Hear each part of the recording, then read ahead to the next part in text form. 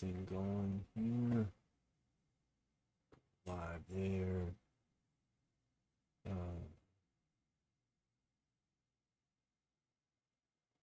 Something happening there. All right, what's happening? I believe yes, we are live. Let me check in here. Oh, I gotta get the multi-chat up. We gotta put that thing right there. And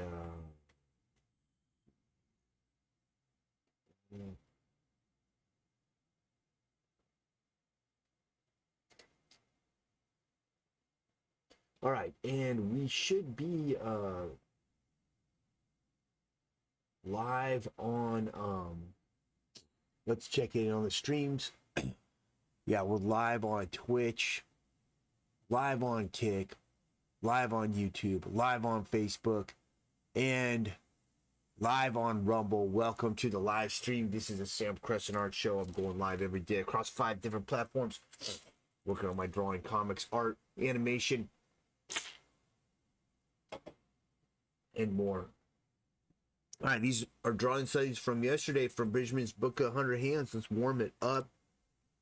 Been warming up every day by drawing my way through this book. We are now on page 119 of 186. We're getting towards the end of the text, and we're going to get it started right out the gate. So let's get it going. Let's just get the big shape in. We've got 2 side views of the fingers, and it looks like what Bridgman is trying to do is break down the proportions. Not sure why he did this drawing twice. Maybe he's showing the difference in the proportions between the first finger and the second finger. So that'd be the pinky finger and the middle finger. So if you haven't been here before, I'm a full-time artist and illustrator. Live in Southern California, where I was born and raised. It is my home state. It's where I still live to this day. And I work in making t-shirts, comics, stickers, decals, all kinds of things.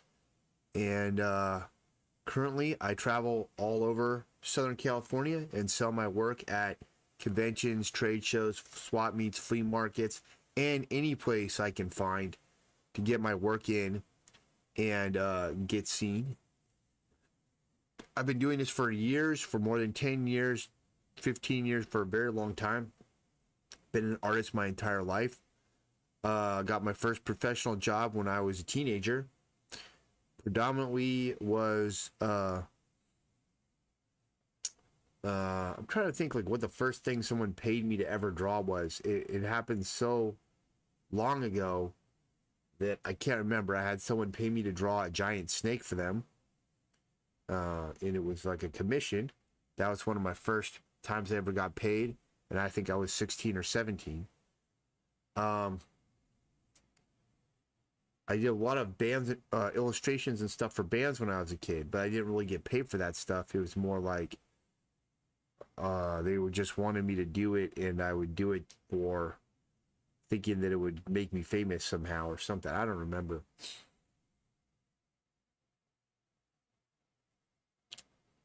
All right, so that's the first finger, and if I look at his proportions, then I don't know, man. I think I got it right. This is supposed to be longer than this, but it's shorter than that. How much shorter? This section's maybe a little bit long on mine, but it is what it is. Let's get the next part down.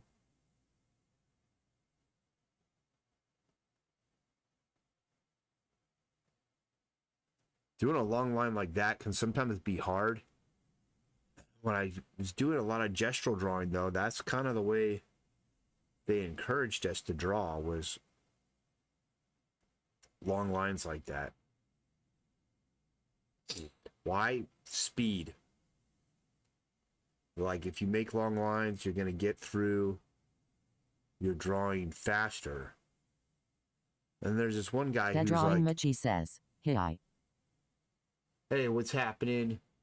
The drawing Mochi. Glad you're here, man.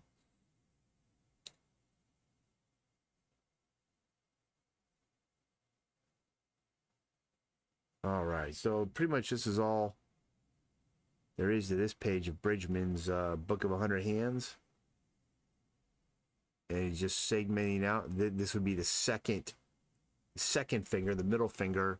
He's just basically in the book, he's just showing that The drawing Machi this one's says, longer. what are you drawing? I'm warming up right now, and I'm drawing from Bridgman's Book of 100 Hands. It's a free book.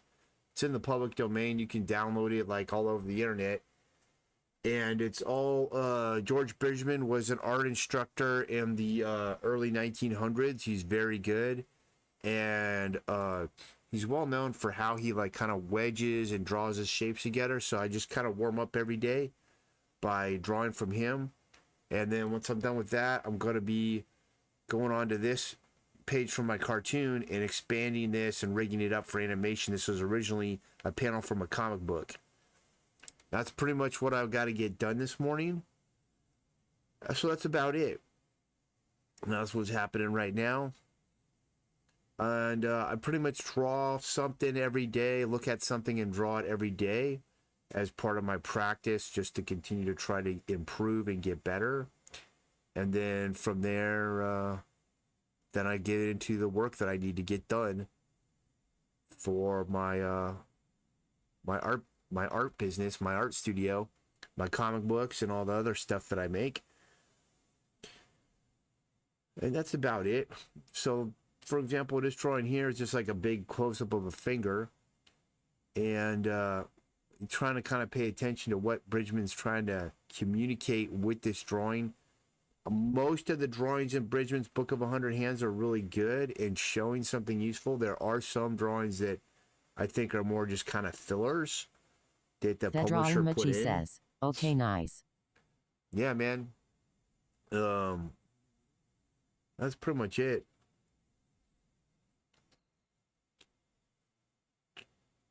But let's see here.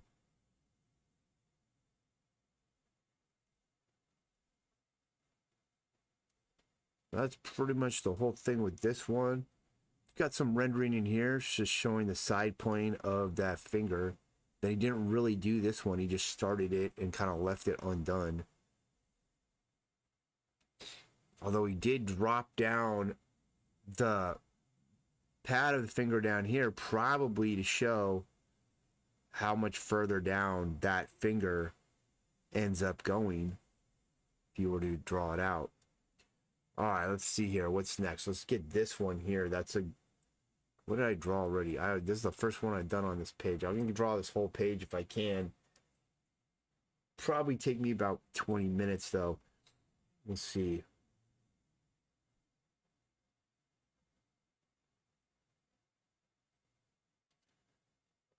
All right. Pretty much, I think that's it.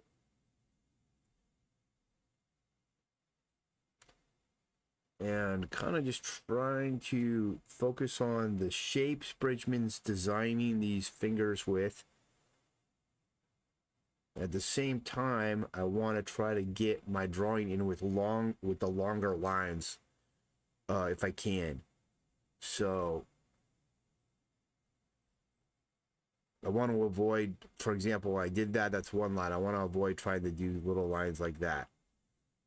The drawing Machi says, your art is very realistic. It's great. Well, thanks, man. Appreciate you telling me that. How about you? Are you an artist as well? It sounds like you are from your name of your profile.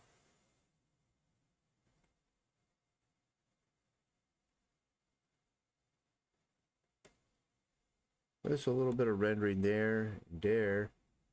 That's a tendon right there. And the important thing he's showing is how the basically the skin muscle of the finger pads kind of overlap on each other. That's really all there is for that one. This one here is further delineating and breaking down the different sections of a finger. The reality is you're rarely ever going to draw, like when you're working or doing projects, comics, cartoons, whatever, you're rarely going to draw or need to draw a giant finger like this. So in some ways, it's like this information's kind of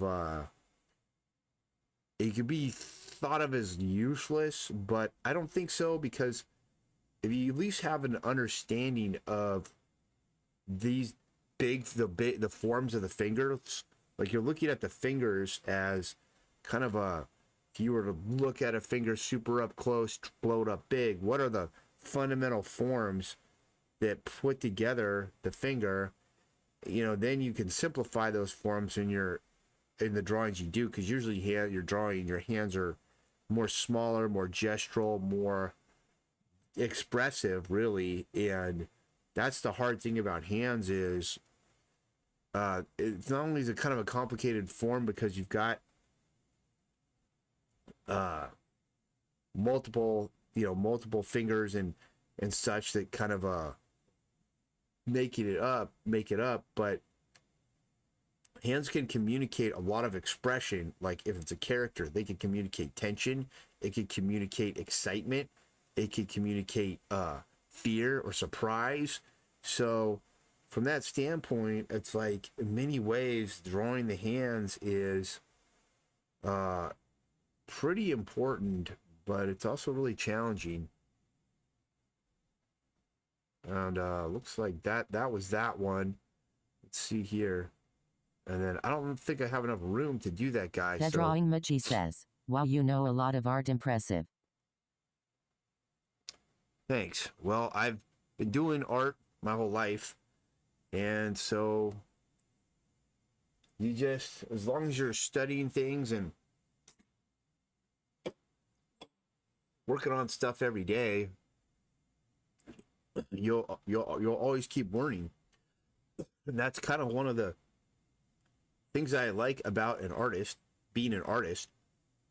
Most people, you look at your hands every day and you don't think anything of it. As an artist, you're looking at things like a hand, and you're actually studying the hand in detail. You're looking at a finger in detail. You're looking, how is that finger constructed? What is the shape of the finger? But it doesn't stop there. It's not like a doctor or something where you're like, oh, you need to know about hands in case somebody has a hand injury, which muscles could be sprained, Closed what you Circuit could do. Scrapbook says, AI viewers stream boo. It's a bot attack. What you could do to heal the hand or whatever. You're looking at the hand now in a form of storytelling, in a form of communicating an idea. So suddenly something as simple as just a finger could become something you'll pay attention to far more than a regular person. And it's not just fingers, it's like anything in the world is like that. If you live your life as an artist, it's always trying to basically observe the greatest things in the world, and then you have an idea about those things or something you want to communicate about them. But this exercise here, drawing is one of those things that you've got to constantly work on it. You've got to constantly keep up on it. It's a perishable skill. When you don't draw for days or weeks at a time, and then you sit down and draw something, either from your imagination or something you're observing or anything like that, you will many times feel the rustiness. It's like an athlete that's fallen out of shape, and you'll be able to feel that. And you might struggle with the drawing. You might struggle. It's both physical and mental. Your brain has to put it together. Let's see here. I've got to do these still. Your brain has to put it together, and I don't like it when it turns blue like that. Oh well. And so the whole thing, I'll go right here. The whole thing about this is, if you're looking at something every day and drawing it, if you're sitting down and then trying to think of something and draw it, but doing some kind of a drawing for the sake of drawing every day, it's always going to make sure that you're not going to find yourself out of shape, that you're always going to be able to communicate the idea or whatever it is with your drawing. And then when it comes to whether you're a colorist, whether your main thing is painting, animation, anything, a lot of times drawing is the foundational skill. You know, if you want to paint better and you have really, really good drawing, your painting's usually going to improve from that. You know, if I can make my drawing better, it'll definitely make my paintings better. If I can make my drawing better, you know, and I better understand the forms of an image or a picture, it's gonna, and I'm just a colorist even, which colorist is now actually very probably one of the major jobs in when it comes to comic books and stuff now. The colorist is carrying a lot of the work now because of how much you can do with digital coloring. But the better you understand drawing, you'll better understand the forms, you'll better understand how light travels on those forms, you'll better be able to understand how to communicate the shape and movement and gesture of those things with your drawing. So that's kind of my why. I just kind of want to look at stuff and draw it every day. All right, we've got to do these 3 fingers here, and these are interesting. These are all 4 short. This is a 4 shortened finger right here, and this one's coming down. So I usually am just trying to get the big shape, and I'll do all 3 right now. And this is a 4 shortened one. For 4 shortened meaning the finger is kind of coming, looks like it's coming towards us in space. So for example, this finger, it's like, that's pinches there, kind of coming out at us.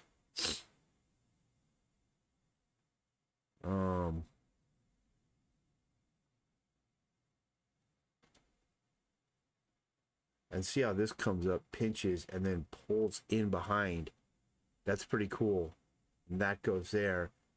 And another fold there, and then this is rolling out. So we got this 4 shortened finger right here. That was that one. He's got a little bit of rendering there to show that this is turning down. He's got a little bit, like that right there is showing a little bit of tension on that pad. Okay, now we've got this knuckle coming over.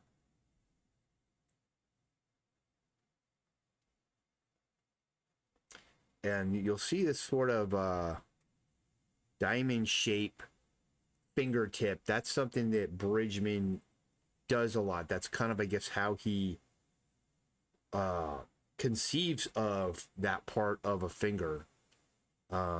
If you actually look at your finger, it's not this much of a diamond shape. That's very much his own conception of how he views things in the world, or at least how he wants to, I guess you'd say, interpret them or delineate them in the form of drawing. All right, this one again, we have this knuckle that's kind of coming towards us, and that one. I'll start with this one first.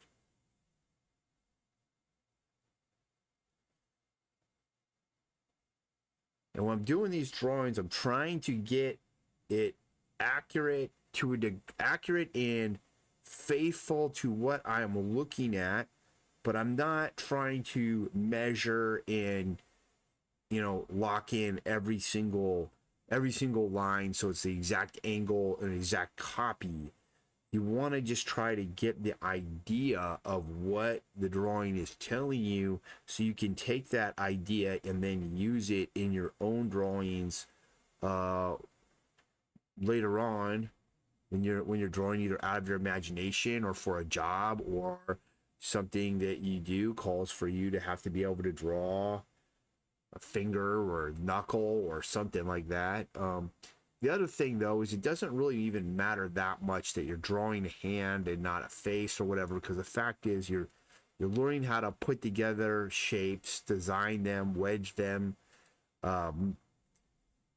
look at the spatial relationships between things, all these different things. That's all going to carry over into all your drawing, every type of drawing that you do, whether it's portraiture or landscape or whatever.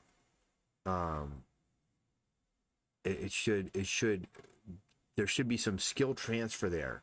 So skill transfer is like when you're taking skill that you're developing in one area and it transfers over to something else. So for example, if you play tennis all the time and then you go to play racquetball, like you're going to probably pick up racquetball pretty quickly because there's going to be some skill transfer there. There's going to be a lot of similarities between racquetball and tennis. There will be a few differences as far as tennis. You have to hit the ball with a stiff wrist and can kind of control. It's control and placement's important. Racquetball, there's control, placement, and spin. But you're trying to hit the ball as hard as you can usually, and they'll usually hit that ball and they'll flex the wrist. And they hit the ball, so it's not identical. But if you are a good racquetball player, or like let's say you're a good skateboarder, then you can maybe learn surfing a little easier. Now they're still not the same in skateboarding. The ramp, the half pipe, the pool, whatever it is you're riding, it's a stationary object. It's not moving. It's a consistent opponent. It stays the same every time. In surfing, you are a wave is in motion, and they're never the same. The pitch is going to be different. The speed is going to be different. The way in which it breaks isn't going to be exactly identical on every wave. And so for that reason, like, it's not the same, but there is some skill transfer between the two. All right, that's that finger. It's time to move on. Been going for 22 minutes. It's pretty short warm-up, but we did finish page 120 of the Book of 100 Hands. Let me just see where the next page is out of curiosity. It's a boring one, so it's another one where we're looking more at the fingers. And let's get this one done too, since we can, because I'd like to finish this book.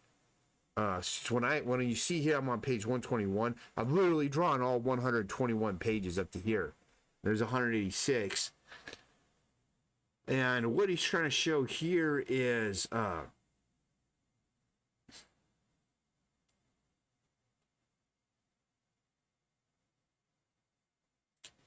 when they bend, they have 4 pads. Okay, I understand. So right here, he's showing here there's 1, 2, 3, 4 pads here.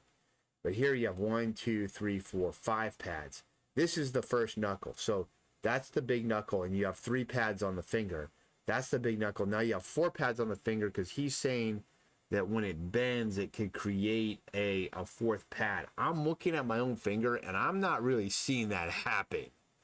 I think he's over-exaggerating it, but we'll draw it anyway, because why not?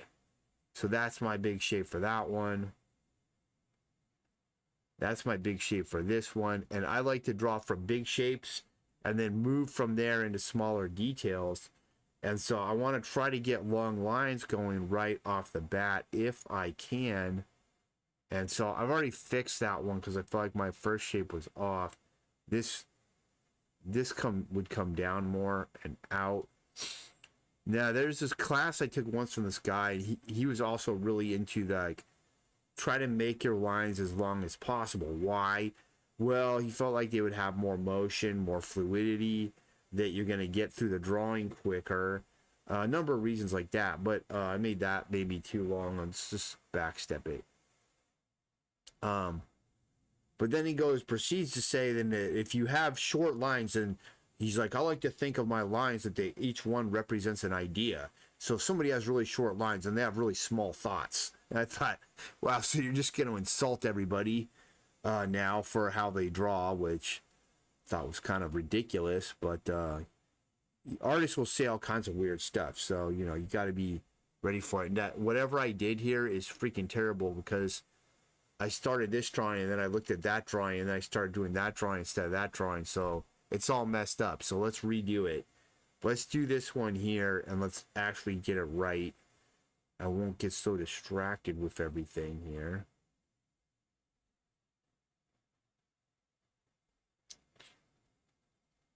So I'm going to draw that through.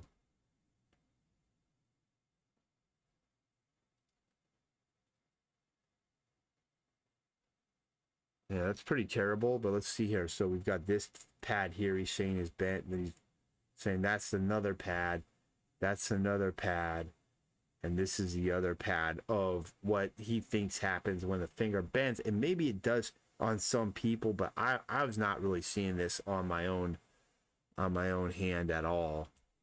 And he's saying there's a 90-degree angle like right here, which I'm not really sure. Okay. And then on this one, which I need to redo.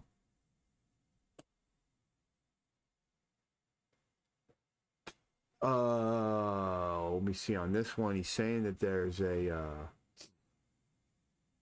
45-degree angle. Let's redo this.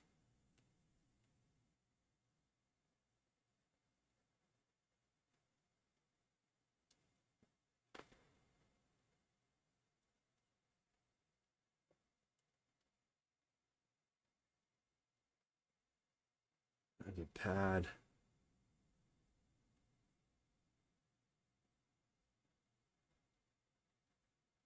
So he's saying that.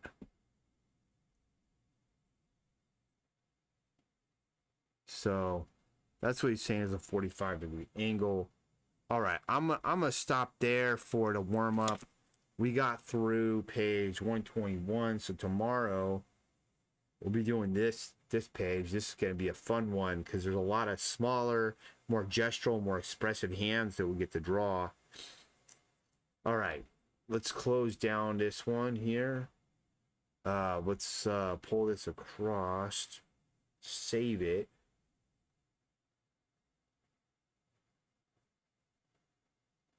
We can close that, and let's get on with this animation stuff here.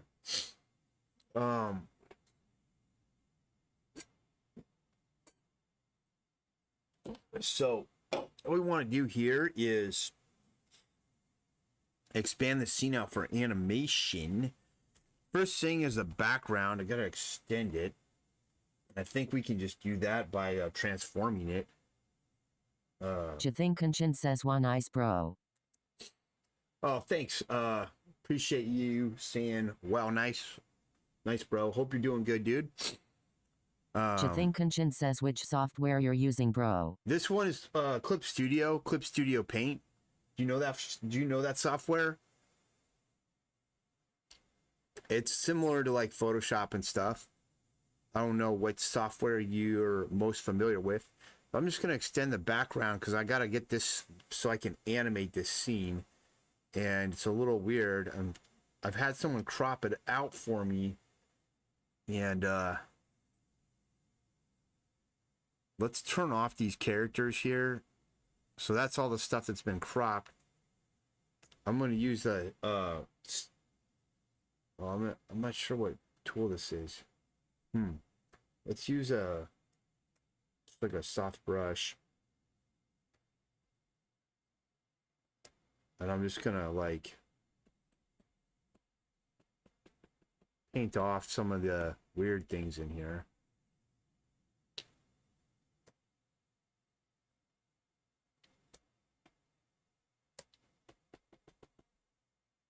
That's too dark.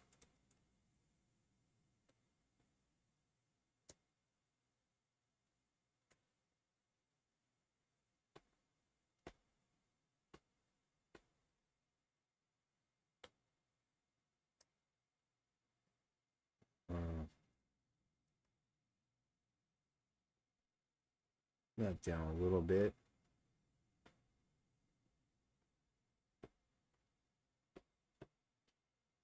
All right, I think that's Jathinkanchan gonna says be good no. enough. I am first time hearing. I am familiar with Medibang paints. Ibs paint. I don't know Medibang paints. I've never seen that one. Is it pretty good? I'm looking it up right now.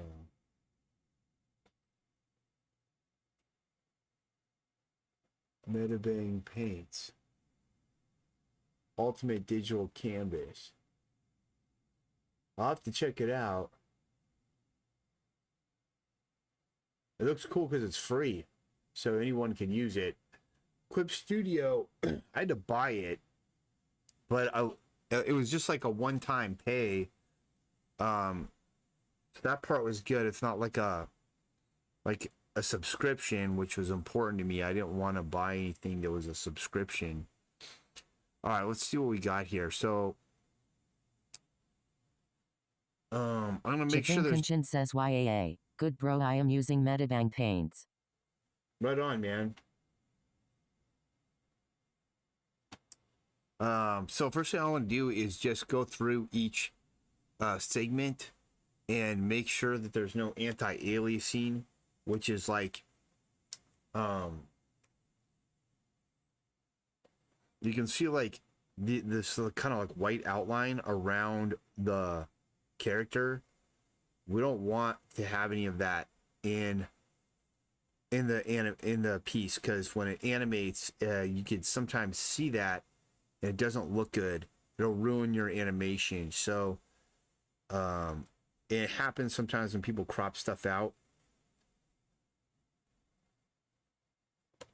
So I'm just gonna make sure that there's none of that first. So that's pretty good. It's like pretty clean there. Don't have the white outlines going around it anymore. So this one is done. I'm gonna fix this cup of hot chocolate that this guy's drinking. Just a little bit. Okay.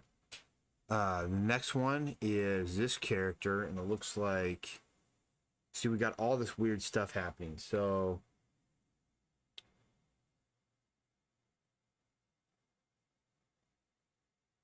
what do we got here?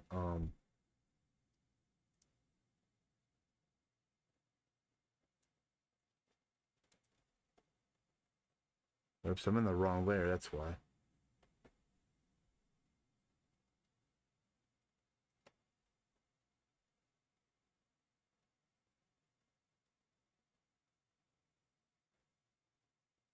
So there's this weird outline here.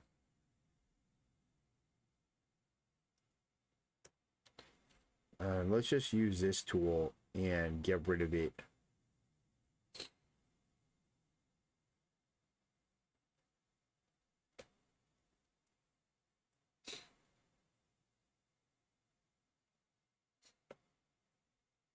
All right, now I'm going to get rid of the anti-aliasing.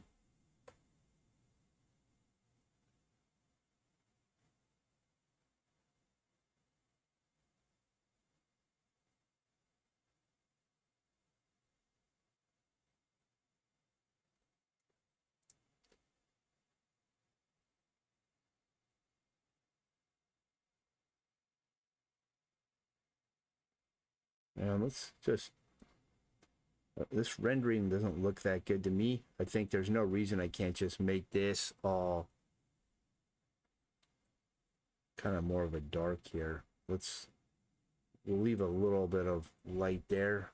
Fill this in. Because I think that rendering just looks distracting. And then here we'll just render through.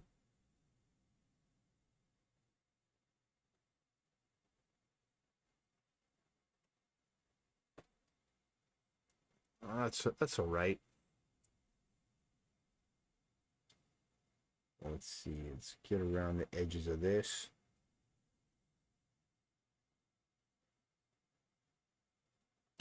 Make sure there's no anti-aliasing going on here.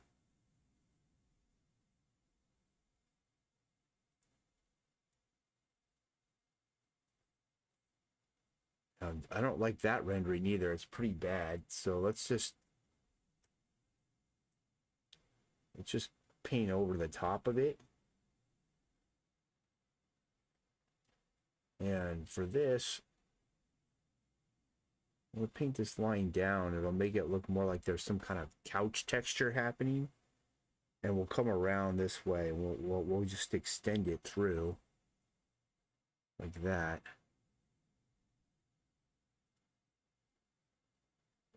Let's just adjust the color a little bit so it's like same color on this side.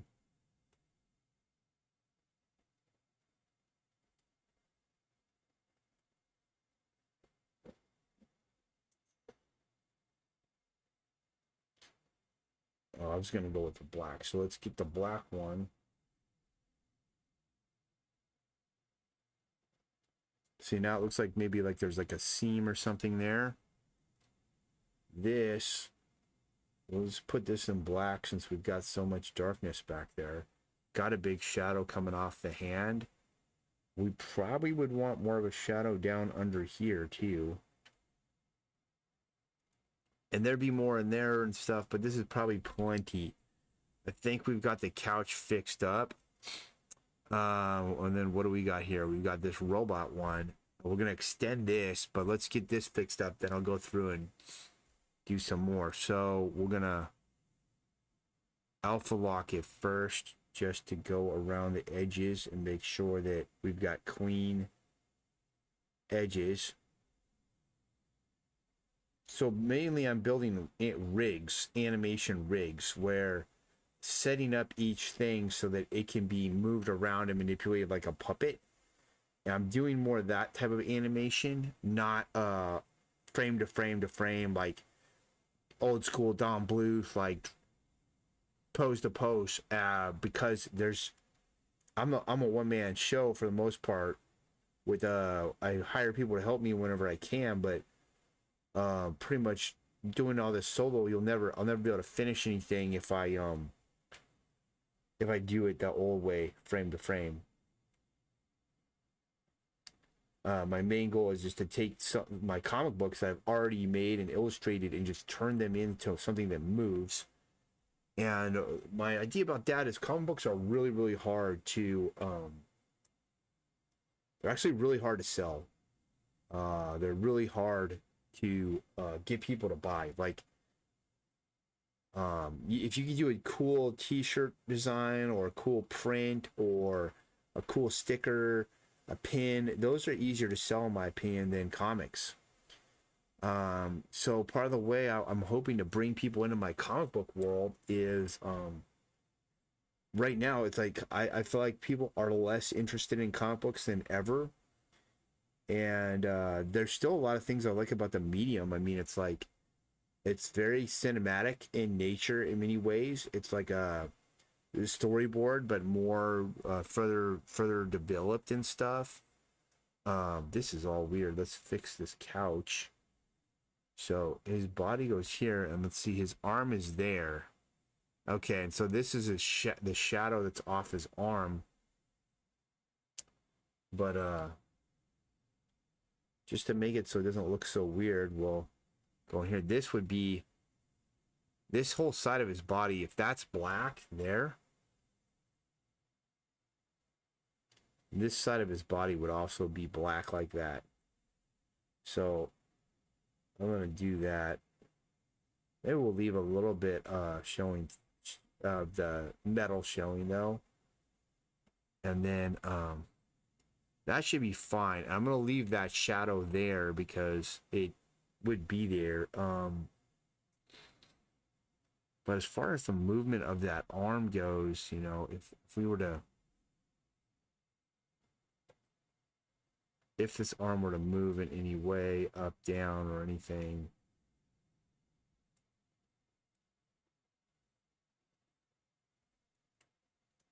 I think it's fine. We'll just leave it like as is there. All right, so now let's go through, and we've gone through that arm, nothing to do there. This character, first thing I'm going to do is remove this lightning bolt. Oh, look at his head. Must have missed that somehow. See how we have this halo around his head? That's not good, so let's fix that.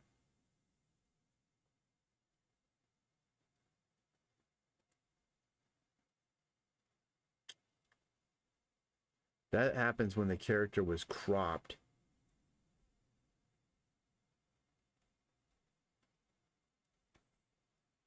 Weird, I must have missed that. I must have got distracted and not finished making sure that the whole because there's a lot that's on here that I did not get. I think I got distracted and I didn't finish my correcting of the perimeter of the drawing.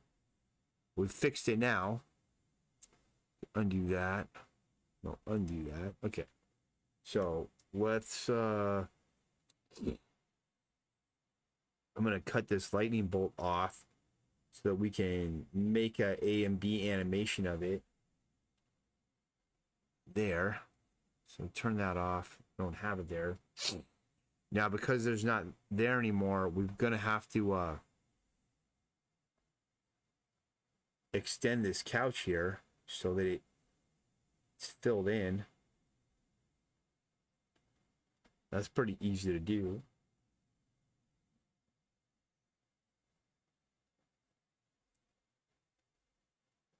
So what I was saying about comic books is they're very difficult actually to sell. It's like if you were in a band, okay, and you had a demo record, you know, or you recorded an album and you're trying to get people to listen to your music. It's very hard sometimes, especially if you want them to pay for it. And you know, comic books are kind of the same. They're kind of the same type of what do you call it? It's kind of the same kind of a situation where it costs you a lot of money, a lot of time, a lot of effort, you know, to make it. And especially, you know, if you actually publish it, print it, all that, and then trying to get people to, you know, pay you like $5 for a comic book. Sometimes it would be like, you'd feel like you're asking them to mortgage their house or something. And I know this because I've published multiple comic books and sold them at conventions. I've sold them in Kickstarter, I've sold them all over the place, and it's hard. But I do believe in the ideas that I have, and I do think, like, I kind of abandoned my comic book for a while, and now I'm back with it. And I do think that if I stick with it, I can actually build it into something pretty cool. And so that's what I'm trying to do. And part of my strategy is I want to build a whole ecosystem around the comic book. I want to be able to make it so you can buy the comic book and then you can go online and stream the cartoon version of the comic book, the motion comic book, the animated version, and kind of hope to pull people more into this world that I make creating that way. And I don't really like digital comics, to be honest. I don't like it. I don't think the medium translates well to digital. Now, what I mean by that is like web comics and stuff where, okay, one format is you have to design I believe strongly, because I'm a screen printer and a printer and such, you need to design for the medium that you're going to publish in. And that's the biggest problem with web comics is you've got to design for the web. So if you're designing your comic for the web, and it's going to have to be a small screen, that designed for a small screen, because that's what people are mostly looking at stuff on mobile. So, and everything in the world of web is, let's rename this Bolt 1. Everything in the world of web is mobile first. Like, if you ever done website building, website design, which I have, you know, you design, the industry standard is design mobile first and then desktop secondary. And that's for a reason. I'm forgetting that this bolt has to be different. The reason for that is because that's what most people view on is mobile. And so, okay, it's got to be drawn so that it reads well on a small screen. And then most stuff is scrolling now. All social medias are scrollers. So the format people are most used to reading things online is scrolling, even news websites, everything.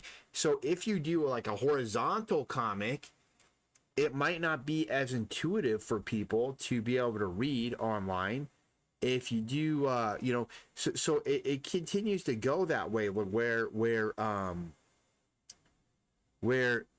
it's fine if you want to do a web comic, but you've got to be thinking about the format and medium that you're publishing in and design for that. That's important if you want it to be effective. And in my opinion, right now, the most effective form of communication online is video. Video is beating everything. You know, short form video, reels, things like that. That's what's won out. Right now at this point in time. So that's why I'm turning my comic into a cartoon, into a motion comic, into something that's just in video format, because that is the format that oh, I forgot. Can't do it that way.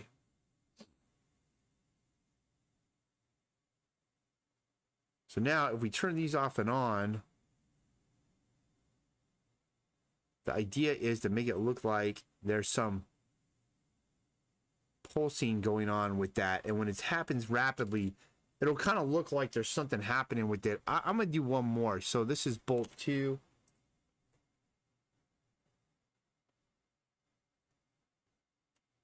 Let's do a bolt 3.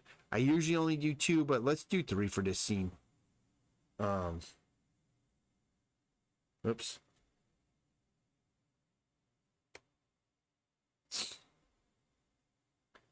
So, so I just explained my reasoning and my logic for why I think it's important for me to turn my comic book into a cartoon. Now the comic book is it's essentially about, I think it's like 7 by 10, somewhere around there, inches, a page. Well, where did that come from? That came from newspaper. It was the origin of American comic books is newspapers. Okay, so what I mean by that, the newspaper strip. Now, comics in the newspapers, go back and look at, for example, Winsor McKay's what is it called, Nemo in Wonderland, and things of that nature. These were big, full size page comics, and that's how much space they used to have for the comic strips in the newspapers. And then as time went on, they relegated less and less room per comic strip, to the point where they only had like 4 panels in this small little area to publish in.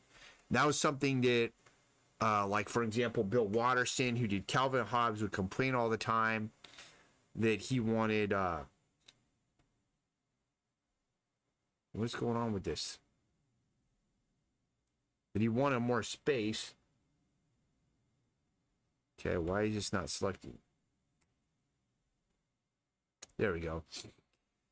That he wanted more space that he could work with for his comics. Now, the thing that irritates me about that guy is he reached a point where if he wanted to, he did not need to publish his comic in the newspaper anymore. It was so popular. If he wanted, he could have published it in any format he wanted, put it up for sale, and people would have bought it. But he didn't do that. So I don't know why he was complaining, because he actually, in my opinion, could have transcended the medium and moved his comic into any medium he wanted. And for some reason, he had this weird ideology that there was some kind of special thing about the format of being in a newspaper, which I think was absolute silliness. And but I digress. The whole point is, the comic book, the American comic book sizing, is literally the same aspect ratio of the old newspaper reduced in size. That's why they came up with and landed on that size in the United States. Now, in other countries, comics are sized differently for other reasons. But when I do my comics, I was designing them to print on a page in an American format. And so that that sensibility and that type of designing is completely different than what you're going to do for websites. And that's why but I want my stuff to be read more, and I want to be able to translate more online. Okay, now I'm going to do a blink on this guy. So that's why I went into it more from the standpoint of, the heck just happened? I better get over here on my, it appears the chats are coming through, but I got to make sure they're coming through. All right, I'm going to do a blink here. So that's why I'm losing my train of thought. What am I talking about?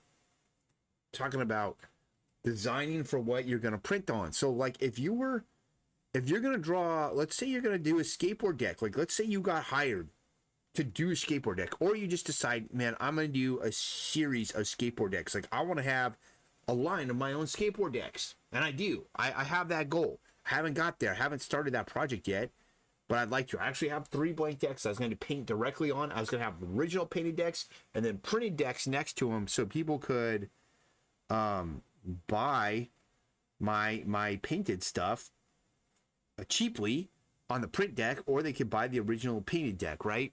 That would be cool, right? Okay, nice.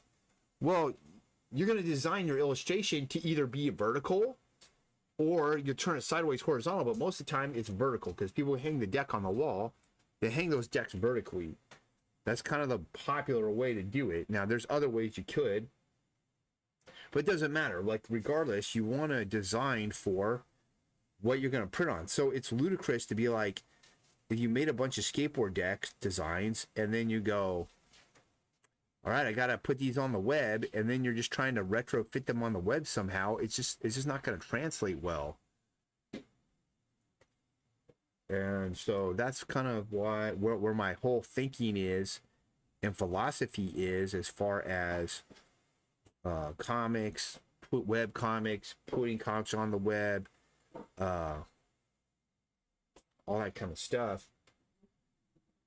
And so if I'm gonna do a web comic again, because I've done them in the past, and I did my web comic in the past was done on and I could pull it up and show you. It's done. Let's see here. Where's my cursor? I'm gonna pull it up and put it on here. Let's see if it comes up. Yeah, all right, so look at this. Now, this was one of my web comics from like 2014, okay? Now look at this. This is actually a cool website. You scroll down and it's got like a blog or where I can write about different stuff here. I used to have this sticker thing. I think this no longer works. You can't get anything for free on here anymore. So you got news down here, and then up here is the comic, and this is an old it was called Comic Press. It was a child theme that you had to install on the WordPress. I got ads for my Strength Monster stuff and everything. And see here I'm going back because it shows the most recent comic here, and you go back and you can see the comic, and if you were to read it, you could go to first here. And this is for this chapter, and then you read through it. There's the next one, but already you can see there's problems with this. Like this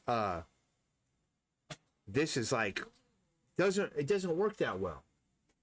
Nobody reads stuff like this in this format on the web. And now the other problem is it's not mobile responsive. This is an old. Well, where did that go? This is an old, outdated. Look at that. It's not mobile responsive. If you're on a website and you're on your phone, you're trying to read this, it'd be impossible. This is an old, outdated format of comics because this is 2014. This is different era. But I was a part of it. And there's all kind of, I used to have this free sticker offer. It won't work. Don't even try to get one. You can't. I used to have this, look at how cool this is I made. Like, hey kids, join our legion of badassery. This was before AI. Okay, I was writing this kind of stuff. Now I still write all my own stuff like this, but AI has read everything on the internet and then it tries to write like the way I do. Please enroll me as a member of the world's deadliest webcomic emailing list. I realize by entering my name and email into the sign up box below, I am to receive world's deadliest #1 digital download. Okay, you can't get any of this anymore, and this form won't work if you try to sign up. Pointless news, regular monthly updates. So I told you I'd give you pointless news, probably lots of additional freebies, and permission to call us your friends, even if you opt out. So if you join my email list, I would give you permission to call, for you to call yourself a friend of mine. That's supposed to be a joke. So you go here, you go to chapter 1, Deathly Weapons, and so you see you can get the different chapters. Now this, I had illustrations here, you know, and so you click on this, and like, this was a piece that Joe Rubenstein and I did together, and he was teaching me, and that's from an old, that's from this. So this was, Joe Weider put out this ad in the 1960s here of these karate guys, wipe out 2 or more attackers at once. And so then I recreated this drawing, but I made it look rad. That was the premise of this whole comic, was this whole world's deadliest thing. There used to be a store, I guess, and it still is there. I don't think you can get anything from this. This absolutely, I don't think will work anymore. But I mean, it's an old, outdated website. This used to go to the Strength Monsters thing, but point of this whole is that, get back to working now. Point at all is that that's the other problem with designing for the internet, is that you'll design your comic book to go on the internet, and you might design it for a specific type of a web comic that you came up with, or a specific format that you came up with, and that format could be, you saw that was 2014, that format could be obsolete, like the one that I just showed you, you know, that's more than 10 years ago. It's obsolete now. Whoops, that's the wrong thing. Obsolete. And that's just the way it goes. But that's why I'm not a big fan of webcomics. I tried it. I thought it should have worked. It seemed really cool. It's like, oh, here's a cool way we could, oh, I did that wrong. I'm on the wrong layer, man. It's like, this could be a cool way we could disseminate information, you know, and all this stuff. And the answer is no, it's not. It's webcomic. It doesn't work. And it seems like it should. Like, maybe we could come up with a way to get this to work out. No, man, it's just not. If you one way is to format your webcomic for Instagram, and I wanted to do that for a while. Like, oh, I'll just format it for Instagram, and I want to make a Instagram webcomic.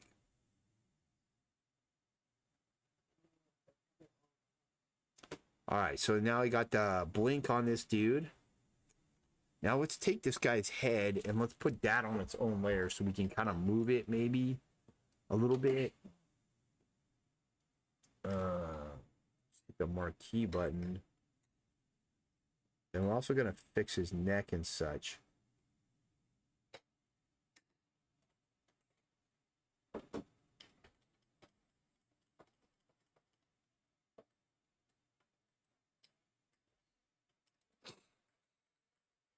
Cut and paste that. Turn that off. Now let's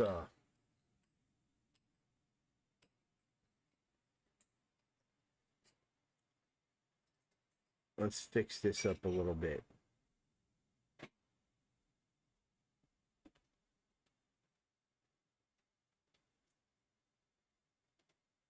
But anyway, if anybody's listening to this, let me know what your thoughts are on this subject that I've been talking about on this webcomics and stuff.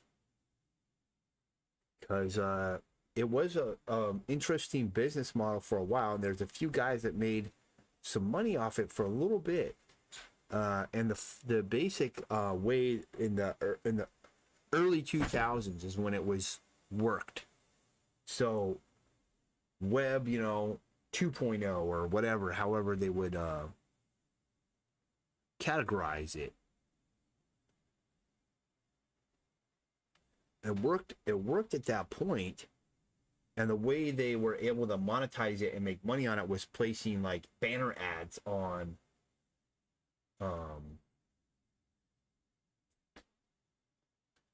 their websites.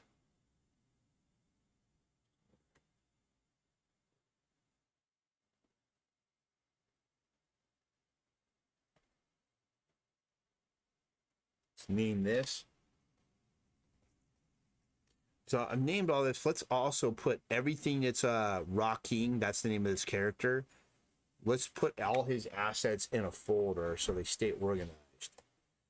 And when it comes to building animation rigs like this, it's super important that you stay disciplined on organizing everything, naming everything, putting it where you can work on it and such. What am I doing? That's scene 5. Well, okay. What is this? Well, you need to name this. It says blink. Get the blink, the head. Now we have the body. Now, let's just turn the blink and the head off. And what we want to do is extend this stuff up so that we've got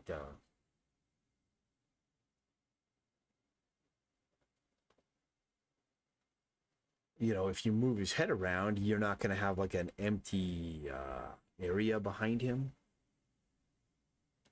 So we're going to extend this background. And I'm going to turn off the bolts, the electricity bolts too, because they're kind of blocking my view of things and confusing me.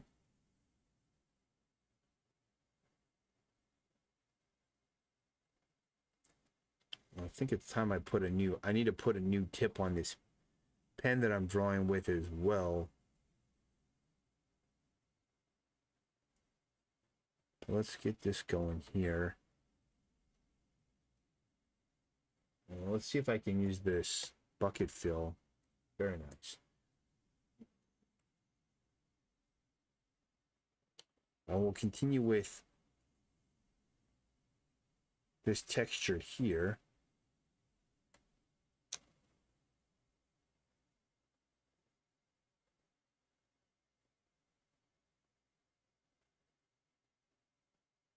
Fill that in and bucket fill.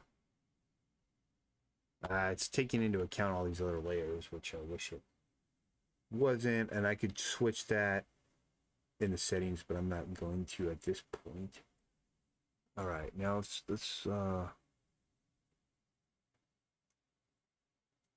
merge these two together. We turn Rocking's head on. So it's fine.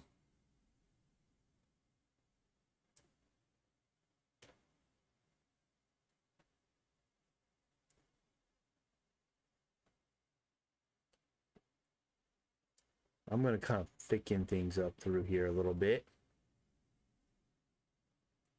So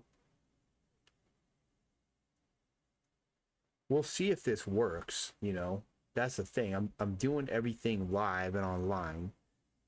And you'll be able to find out, like, eventually this cartoon will be finished, hopefully this year. And then you'll be able to check it out and you'll be able to see. And you'll be able to say, well, does anybody care about it? Is anybody watching it? Now I don't want to put my cartoon on YouTube. I want to put it on my own website, and it'll be for people that bought my comic book. And part of the reason why I want to do it that way is because you're not going to be able to earn any revenue from it on YouTube. YouTube's made their revenue thing so difficult now. They don't want to pay people anymore for putting stuff on here. And so I'm not going to just put something on here and just elevate the value of YouTube by providing them with like a kick-ass asset that they will run ads on it. They'll make money on it. but I won't. I'm not going to do that. Take all my work that I did and just hand it to them. There's no way. But I will use YouTube to promote it, to share it. And maybe I'll even make a way for people to watch it without buying my comic book. They can watch it for free or something, but not on YouTube. It's got to be on my stuff, because YouTube is not, they do not have your interest in mind. They have their interest in mind. And basically what YouTube needs to do is earn money for their shareholders. And so to do that, they've got to figure out, like, well, what can we do to increase revenue? And they figured out, well, people are putting stuff, we've got so many people putting stuff on here every day. We don't need to pay them. Let's pay less people. Let's pay as little as possible people putting content on here.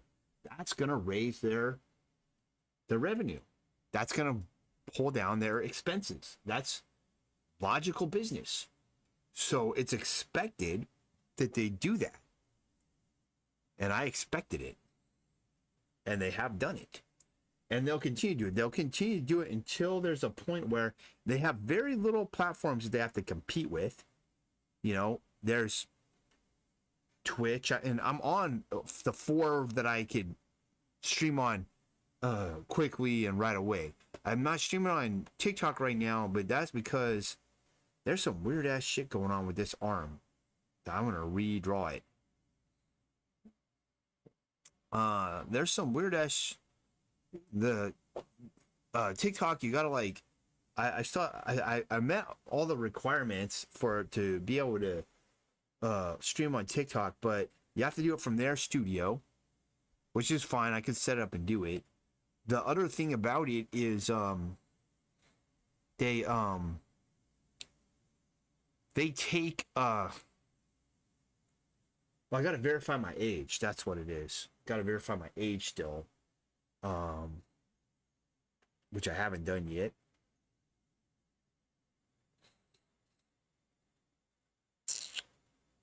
I'm trying to think about this. Okay, I want to cut off this arm.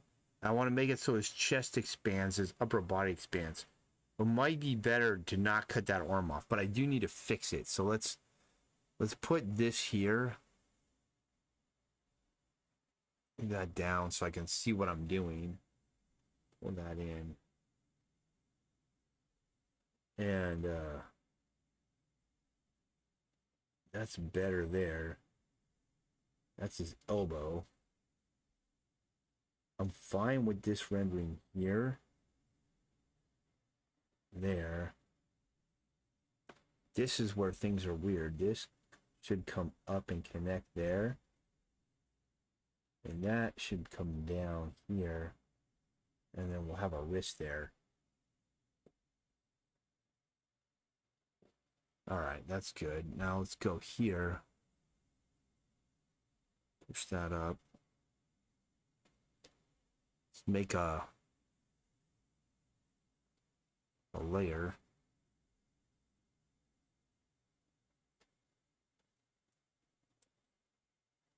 Whoops.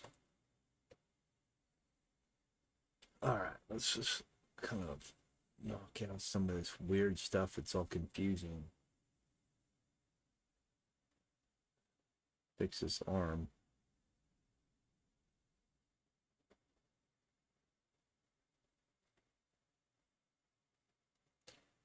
This will help. Now I can see what I drew and where I want to. That's a much better, much more logical looking arm.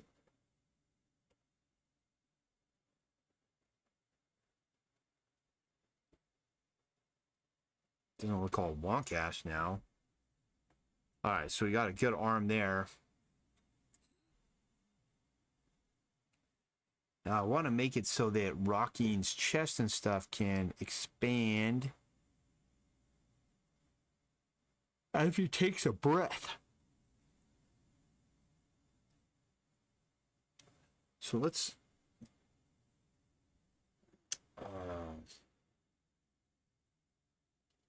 do this first. This has got to go on its own layer.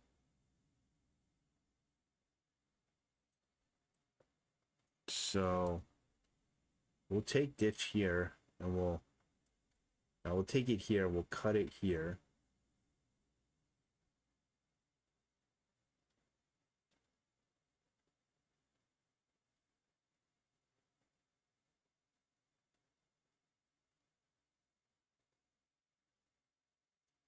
So they're drinking hot chocolate.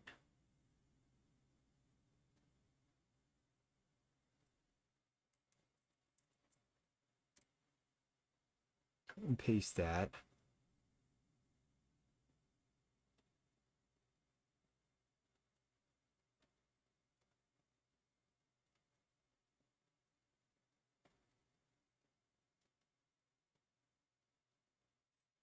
Okay, I see what happened here.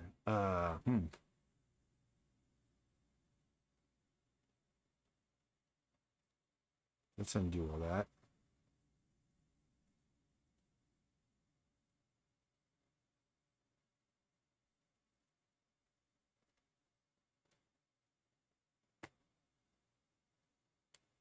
I got confused and I lost where I was.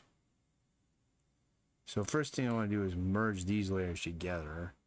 Now we'll cut this arm off here, put it in front.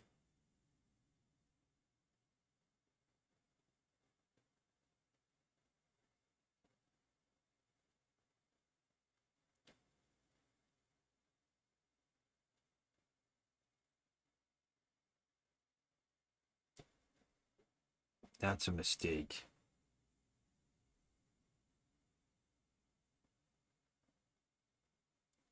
There we go. All right, so cut and paste that.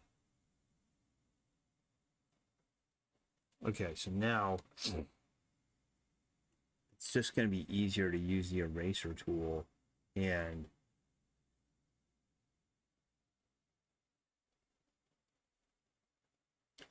we'll erase off as much as is cut out as we can, and then we'll go in with our alpha lock and just fix it from there.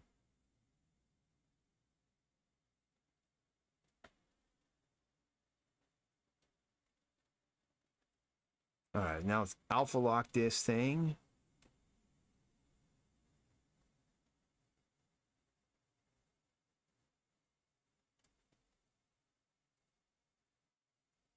Fix that in a minute.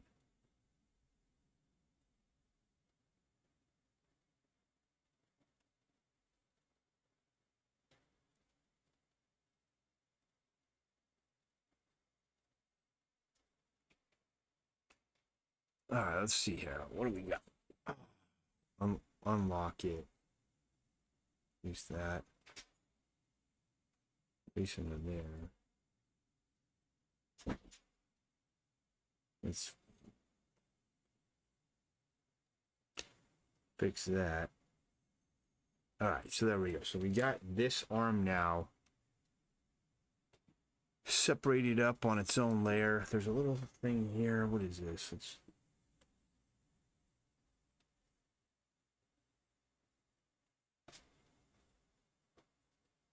okay. So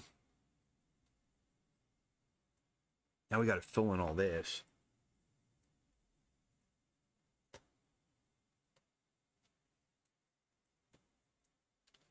So let's just draw what we know is going to be here, which is the chair. We know that we want to extend this arm here down, probably like that.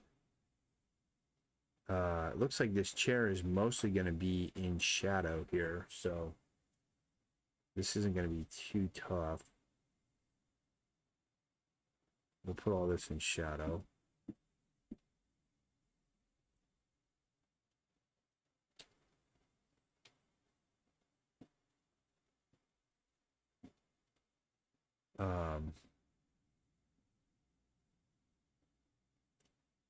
That's fine too. I can do that.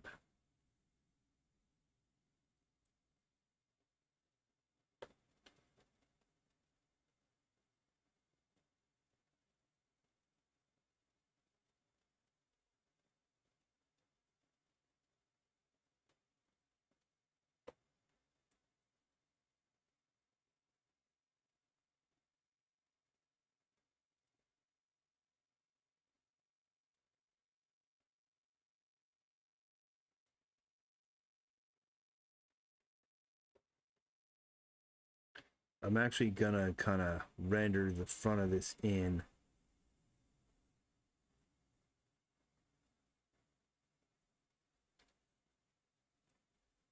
About there. Um,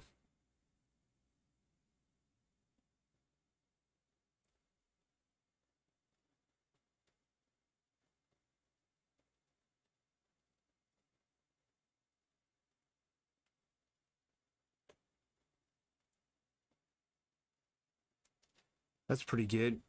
Let's get this stuff done here. So we got this here. It's Rocking's strap thing. Wig's actually gonna go over the top of it.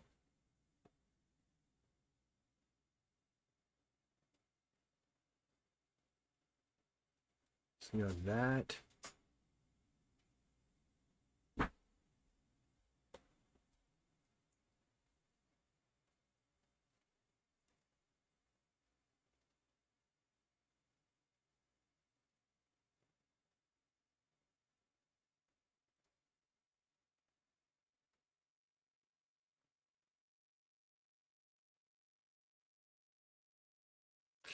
Gives me a better idea of what's what.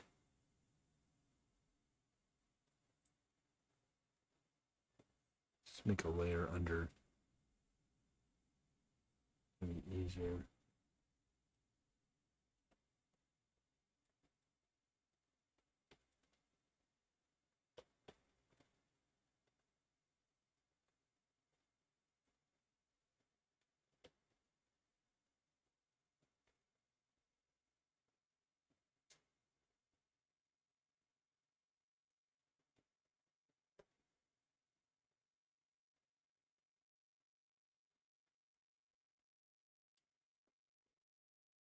Oops.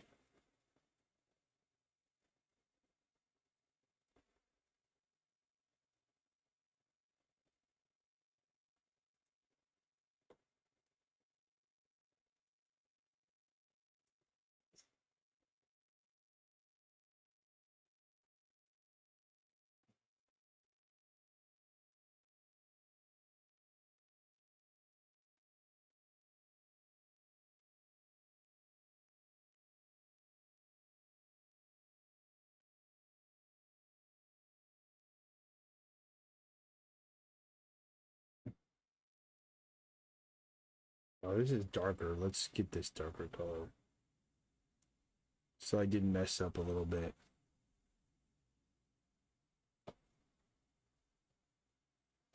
Because this is on the shadow side of the body, so it actually makes sense that this would be all of this green color here.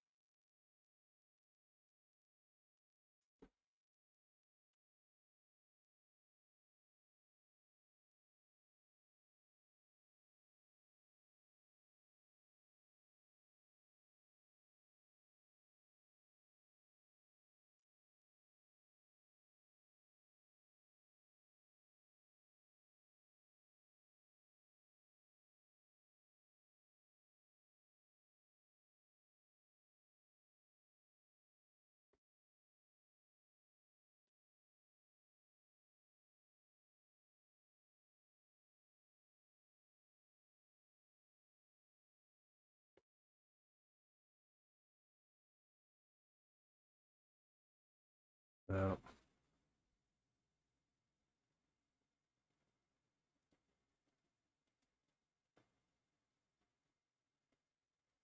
should go over that.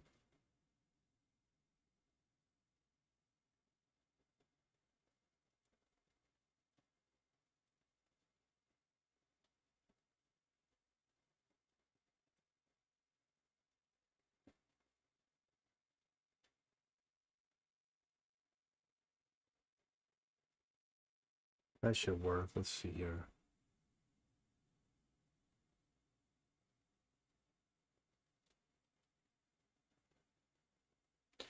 If we move this around, that looks pretty decent.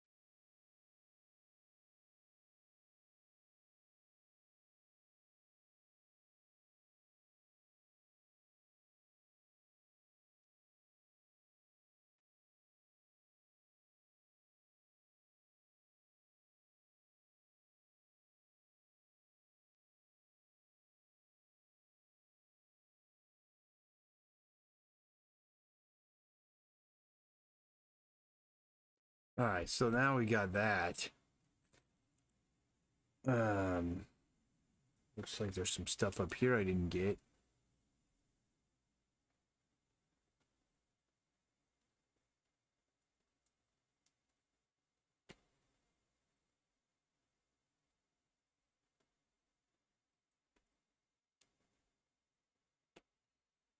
All right, there we go.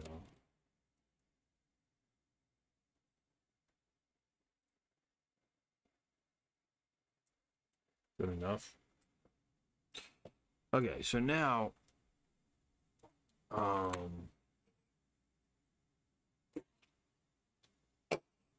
what else can we do here? This is his arm that's on our right. Head, blink, head, blink, lightning bolts. What I want to do is make it so his chest can rise and fall. So what I'm going to do is, like he's breathing, we're going to go here.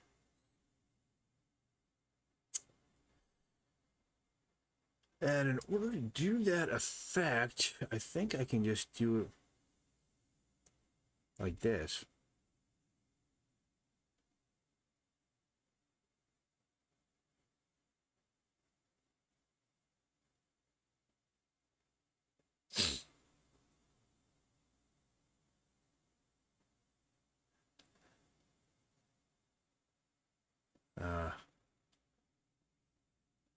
I think that will do it.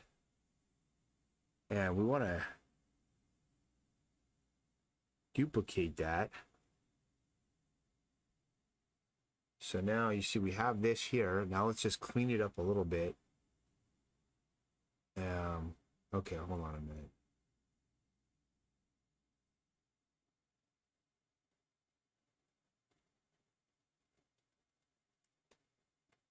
Gotta merge those two together.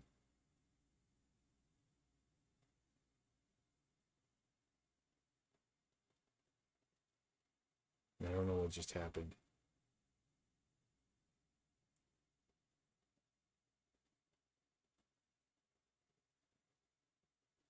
All right, so there we go. So rename this so we know what it is.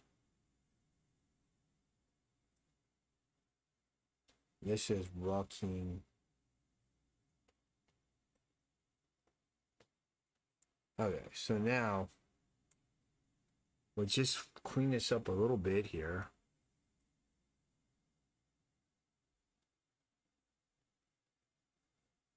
So we'll kind of do that there. We'll fix that. fix this little mistake.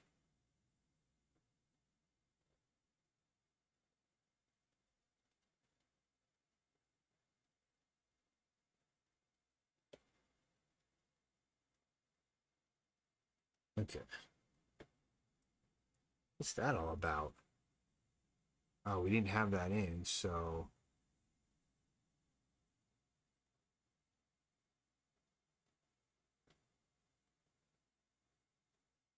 Let's see. Let's turn off the arm.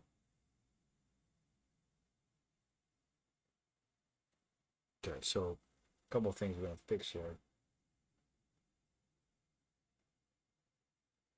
I want to actually bring this in here.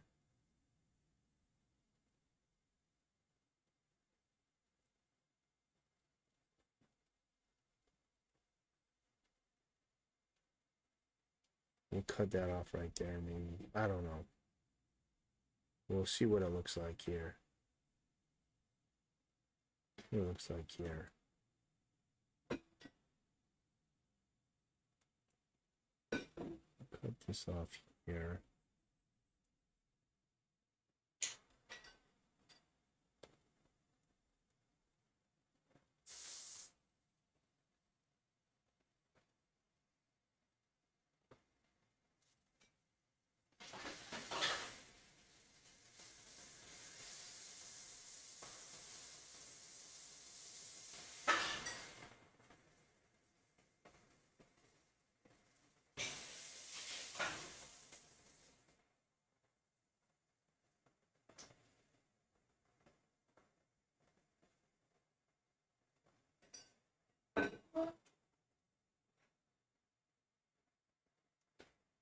So I guess I did it twice.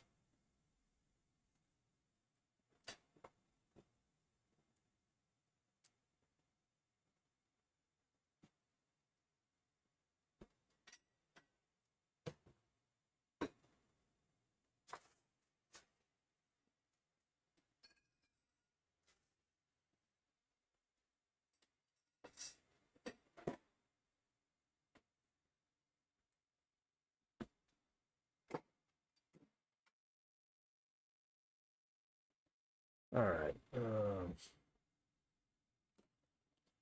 Okay, so now got that and that. Put the arm back on him. Now let's see if we can make his.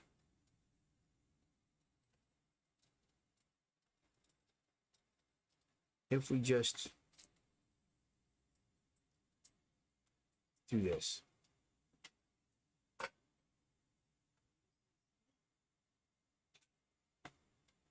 Duplicate that layer.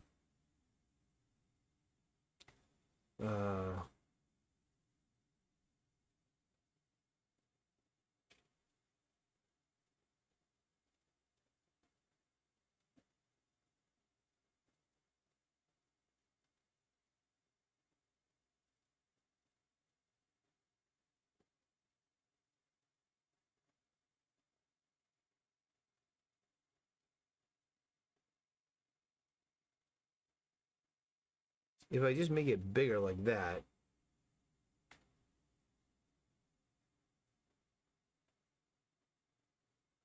we kind of make it look like he's breathing, but I want to do the mesh. So we got, I think we need to use,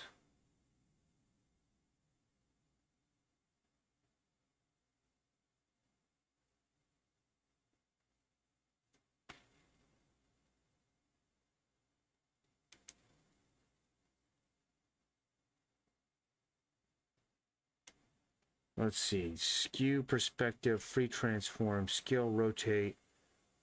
I think it's called mesh in here.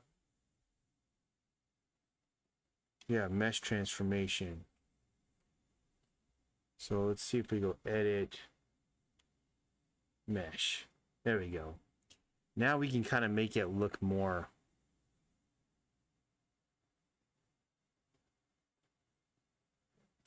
A little bit more like he's breathing, you know?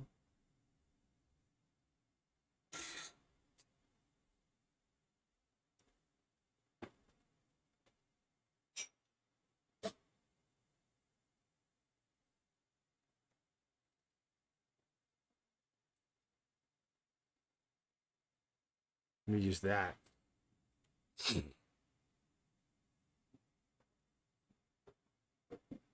Yeah, see, that looks a little bit more like he's taking a breath. And then let's turn it on. And then just bring it down just a little bit. Let's see here.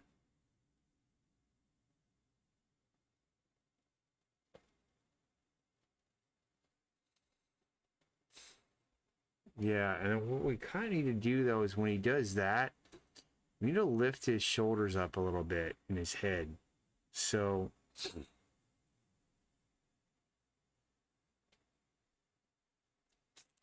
to do that,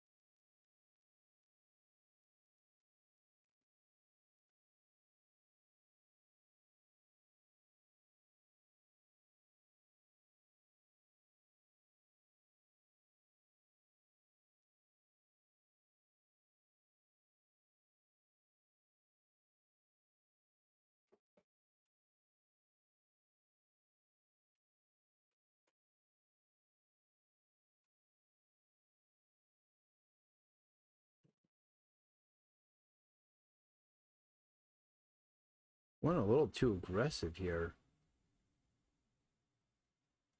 Try it over. Wow, that's aggressive. Let's see here.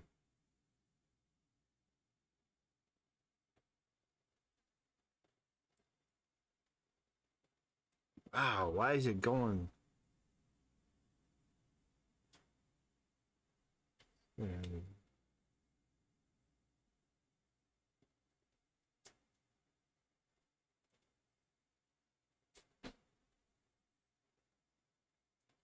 Doesn't make any difference.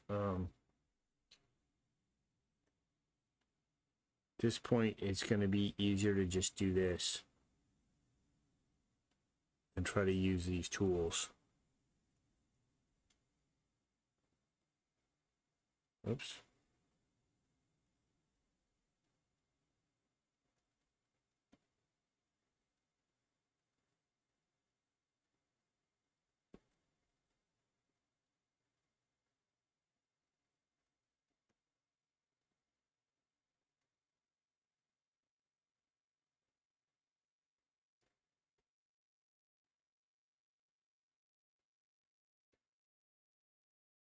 I don't know, man. We got...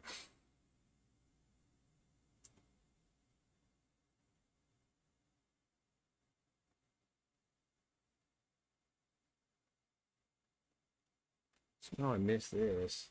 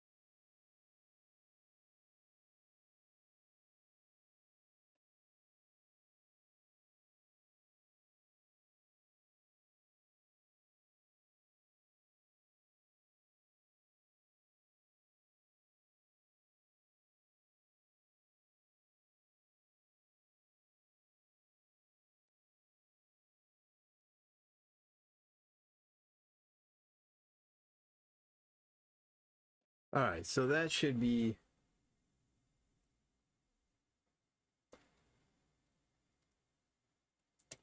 better. So now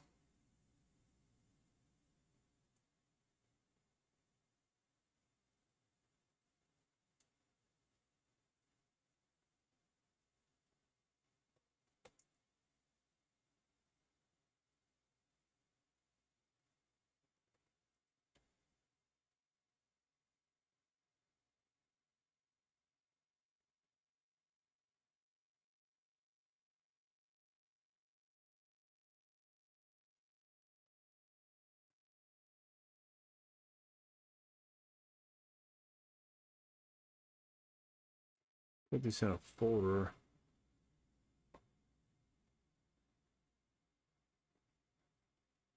See, that's more, now it looks more natural, like he's breathing. And his head would have to move with it.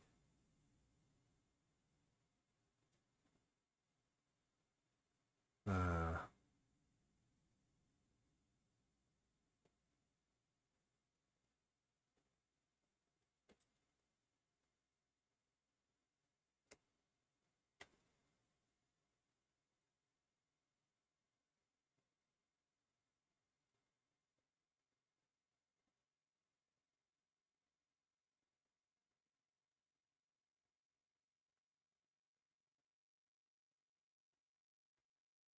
there we go. So this would be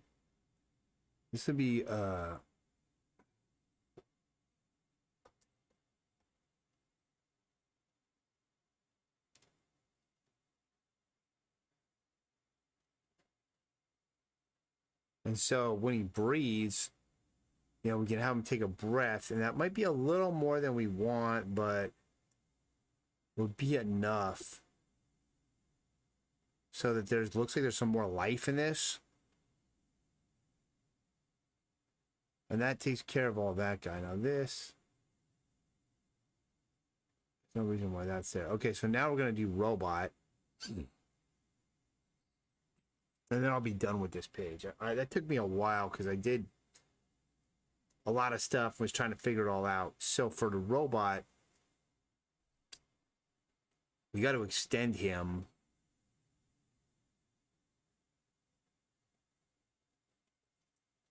So let's get that going. I don't think I can. I don't know. I need to finish this today, but there's a lot that I've got to do.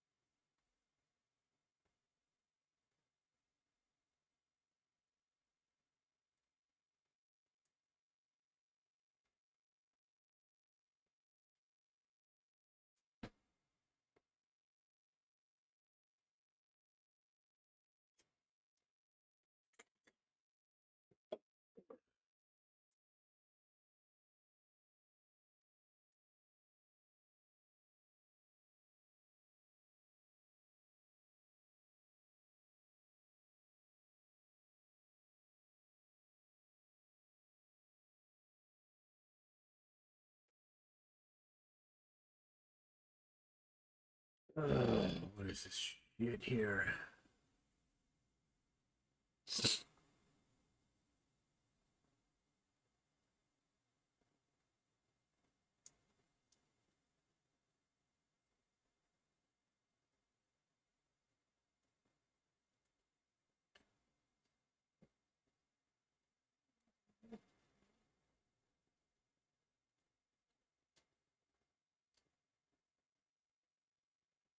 I do want to finish this part so that it is ready for action, ready for prime time. I don't really want to.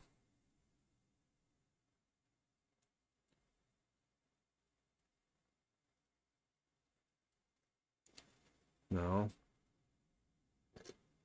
Um. Okay, so we got this here. Let's.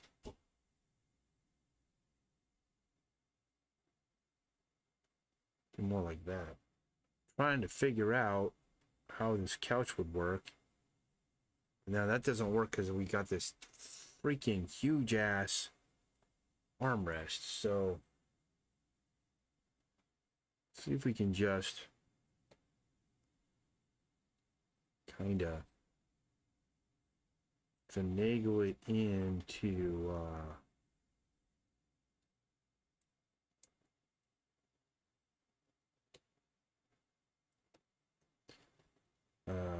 see if we can kind of just finagle this into position.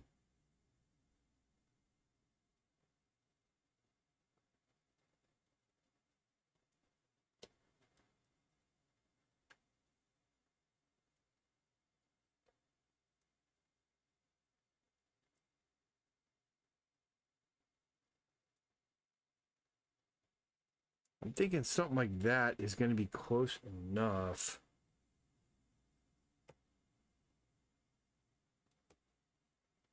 And then this is actually going to be right there and there. And this is too far out. It's not going to do that. For this thing to stay logical. Now the perspective is a little off, so let's fix that.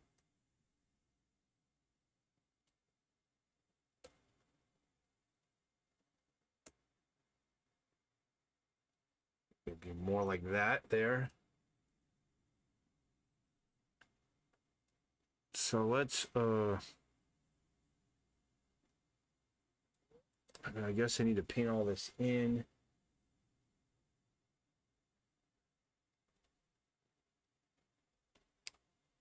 And then where am I at with this? And then I'm pretty much done.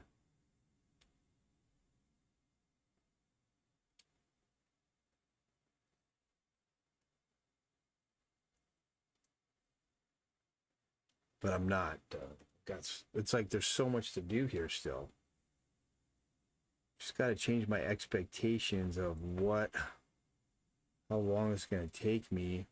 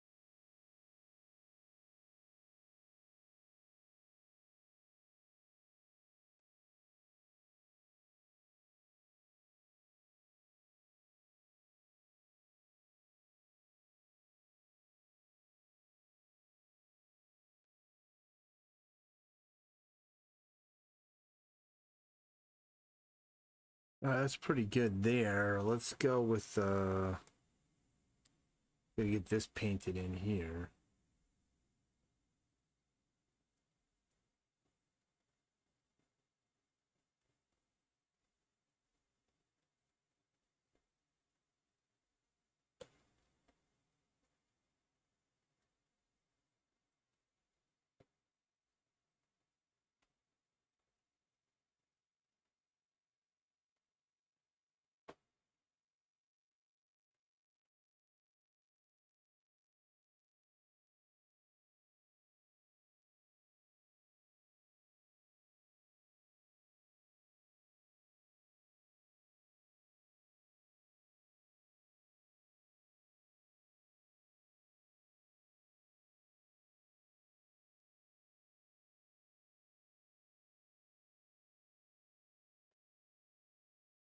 All right, so we got that done.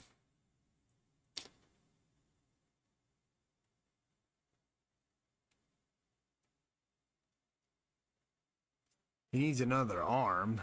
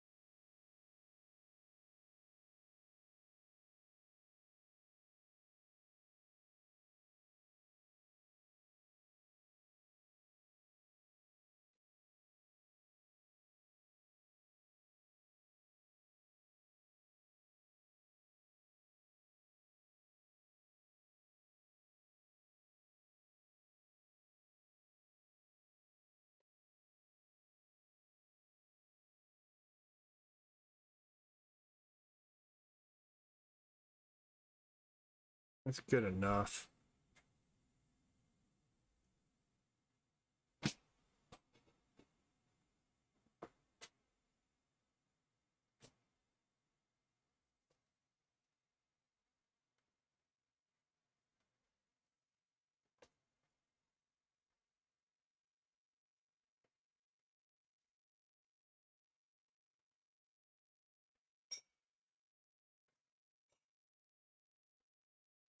I'm gonna bring it in a little bit.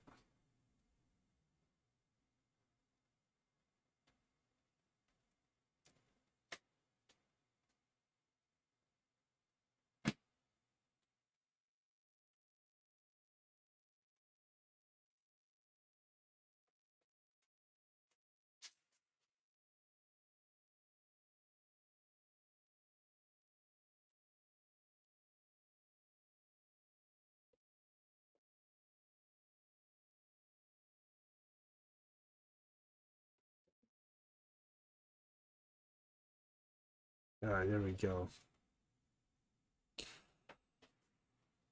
Now let's see here. What else? Well, that's the way it was.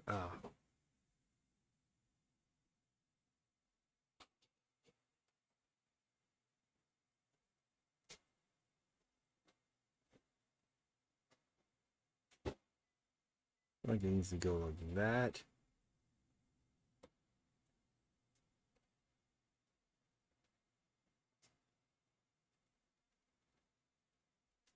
And honestly, it needs to go kind of there more.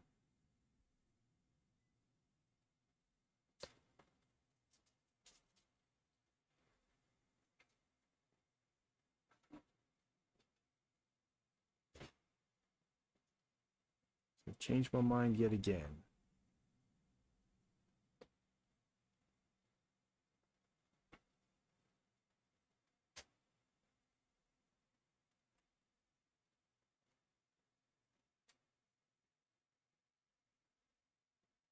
There, I like that more.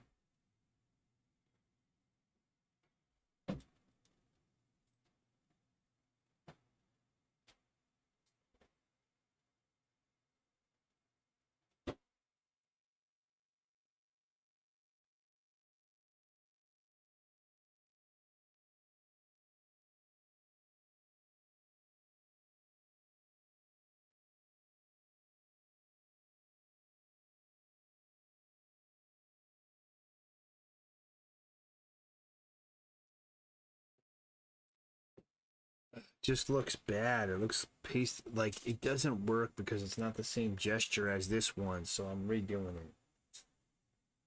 We're just gonna undo it all and redo it all. This is bullshit. Gosh damn. What the hell am I doing here?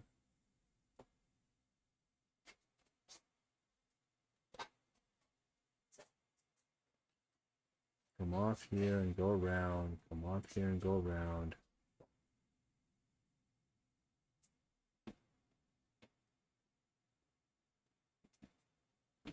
And just be that. But that's too thick, man. He doesn't have arms that thick. It would just be that. I don't know why I'm struggling with this. Like, it's the most simple thing to draw ever.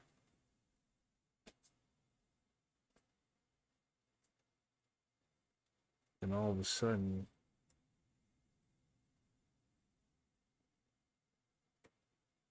just messing it up left and right.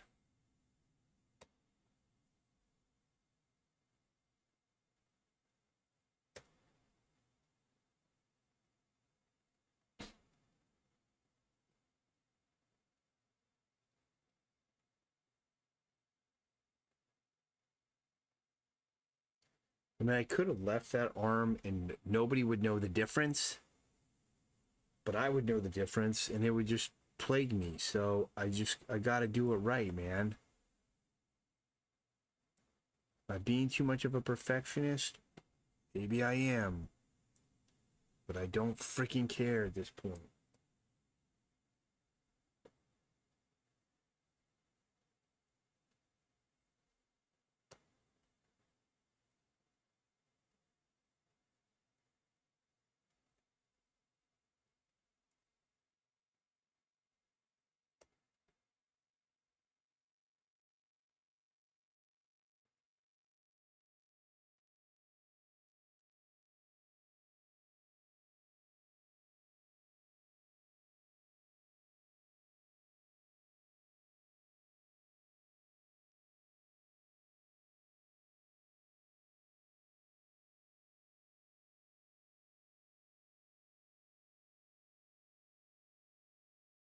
Just fucking awful.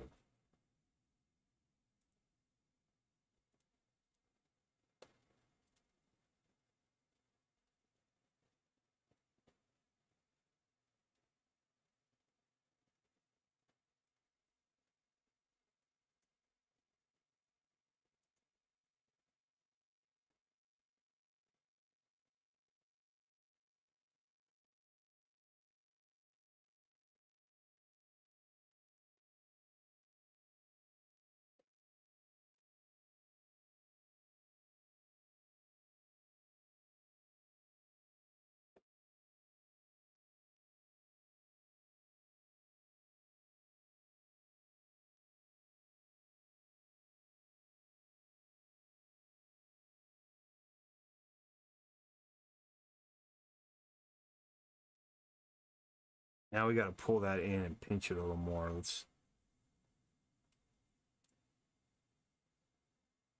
Well, hold on a minute. Let's get the rendering in here.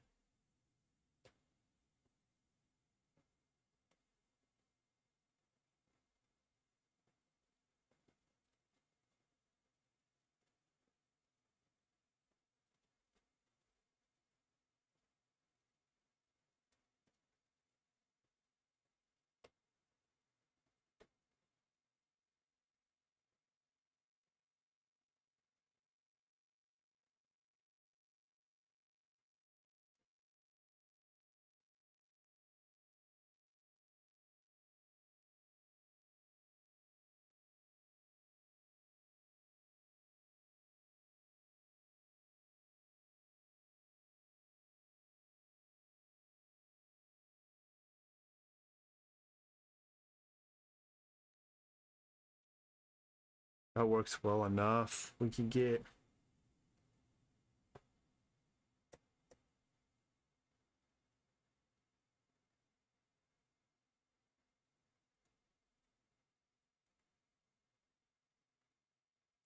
there.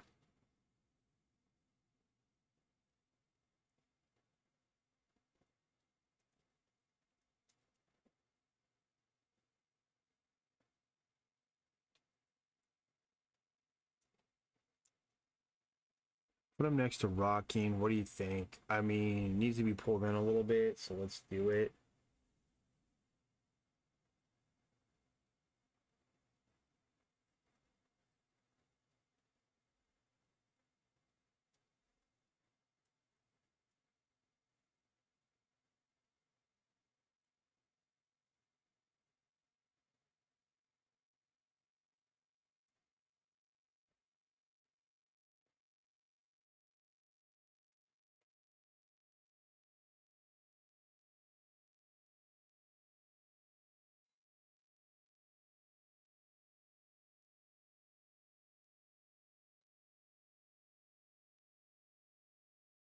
I'm not really seeing it improve much off of all this manipulation and stuff.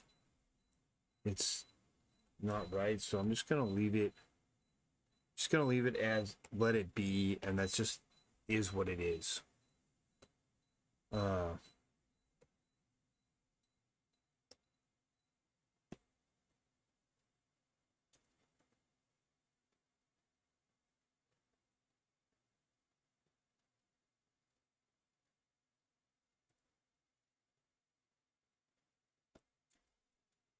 Because otherwise, I'd be here a million years. All right. Now we need to do his head.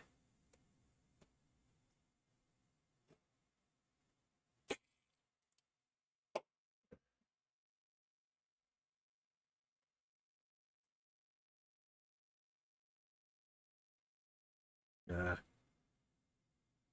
Ah.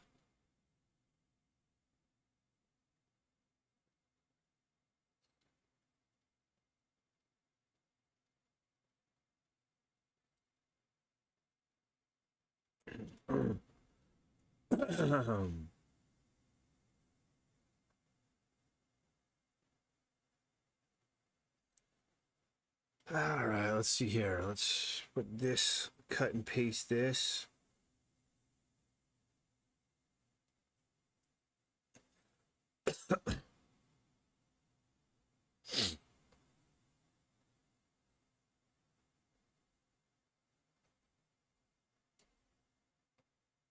Now I've got to extend the couch thing that he's on as well as I can. Not really sure what I should put behind him. Let me see here.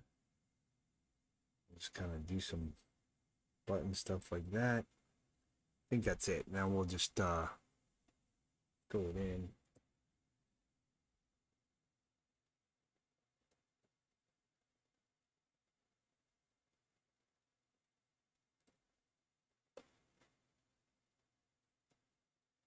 You know, it's just the same, so keep doing it there.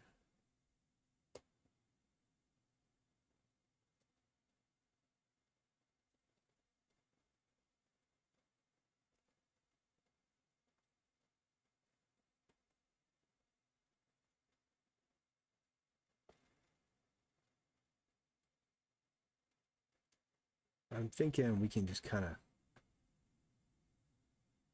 use this color for most of this in here. I think that'll work fine like that.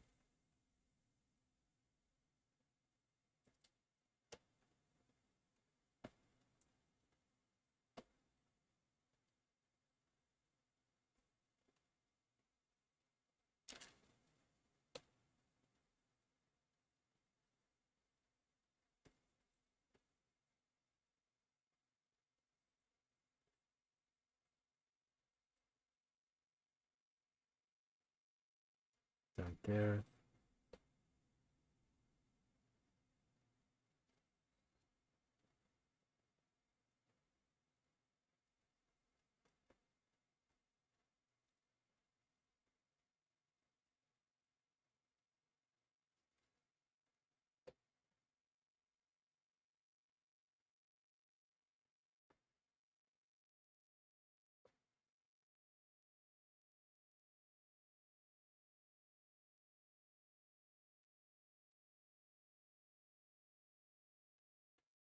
I think that works well enough.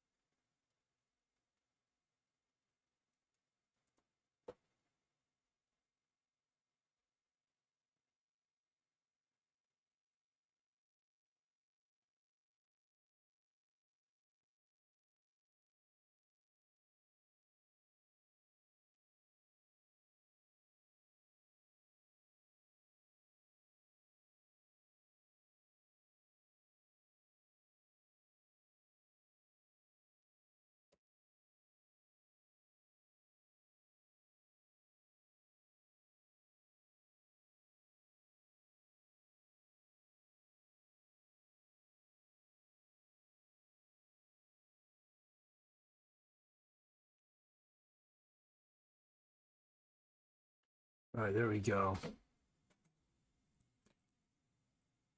Hold on. This is all the stuff I painted over with, so we're gonna merge it.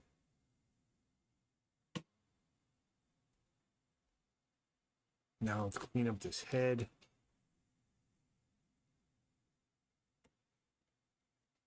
So I don't know why it's overlapping like that. If I go like this. No.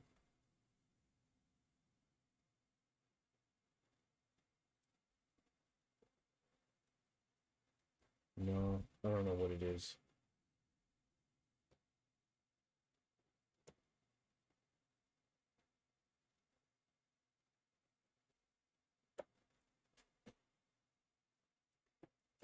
All right, I'm on the home stretch. So all I got to do now is finish the head, make a mouth, erase the nose, make a blink, and we're good to go.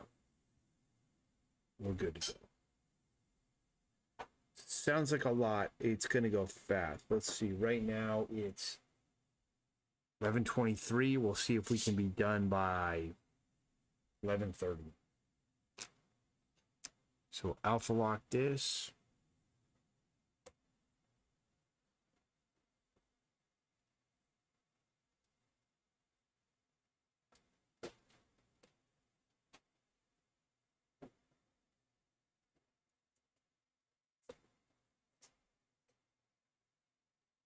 That.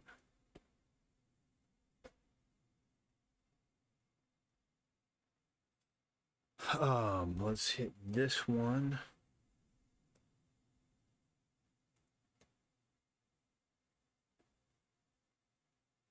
Nose is gone. Undo that.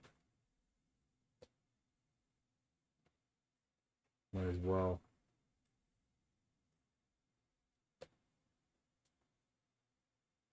I do need to go to the bathroom, so I will be going even faster than I was.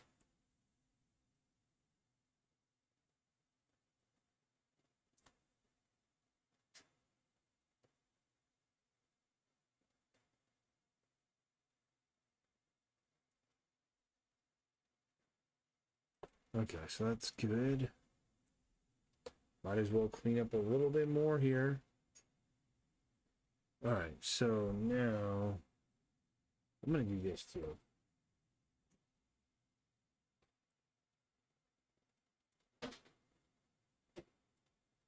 Because why not? All right, so now, save it up, blank. So let's label this body, head.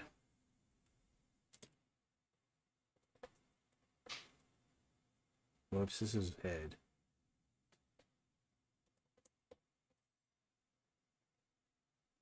There's body. Okay, so now this one, we're going to delete that off. Let's do blink.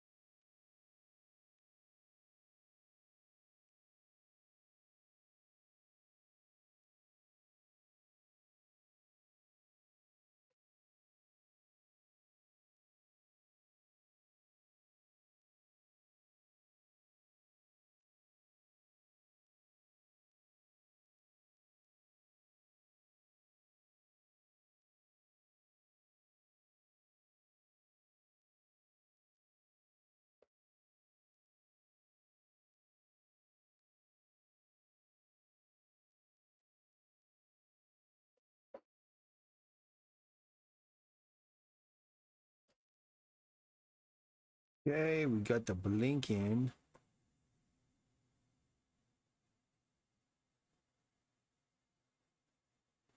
That looks good.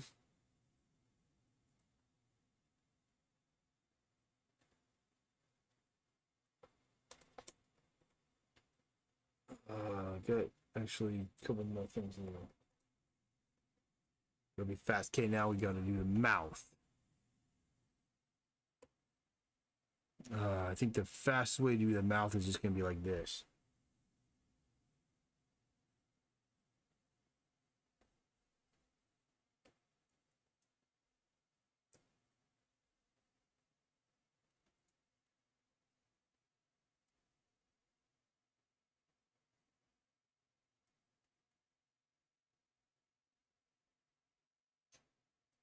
All right.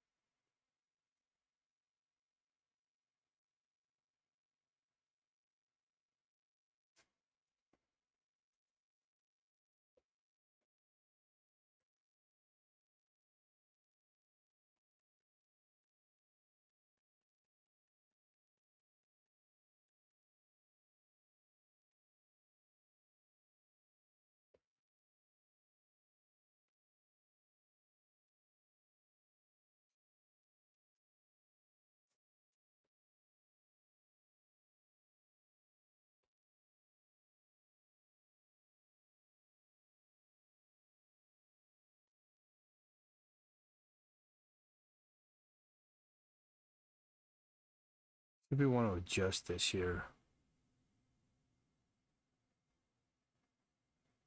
Yeah, we do. I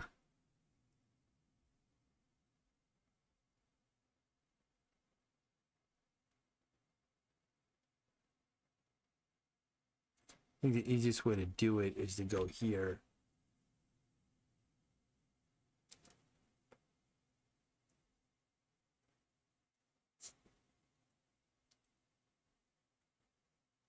Go to a soft eraser.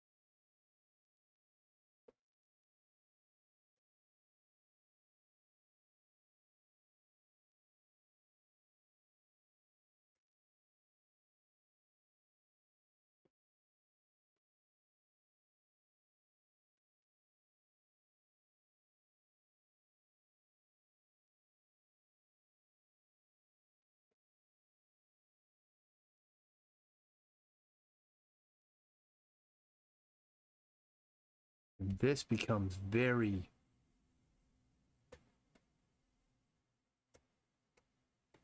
distracting when you see a fragment like that appear and disappear.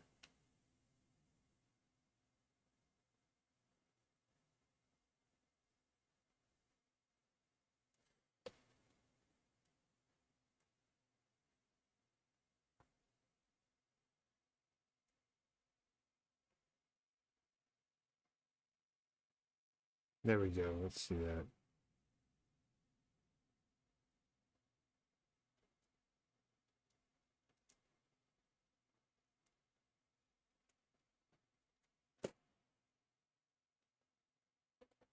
Robot mouth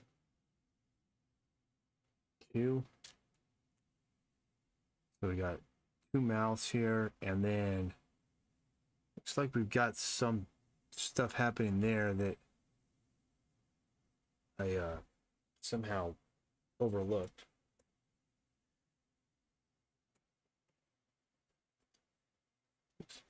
So we'll correct that. And then we got to do the pulse monitor.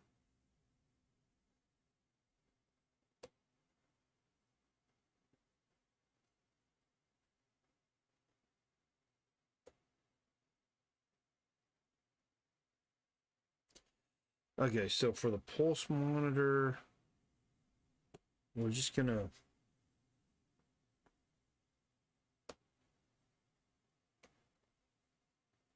block it out first. Let's get rid of all this.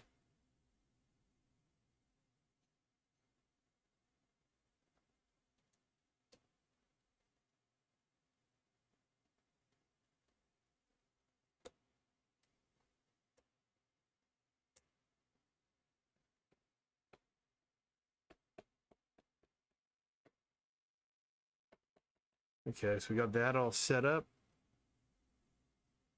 Go here, and this is going to be pulse 1. And here, this is going to be pulse 2.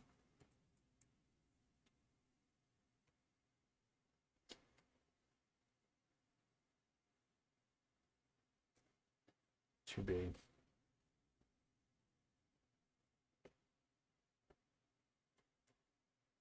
Still too big.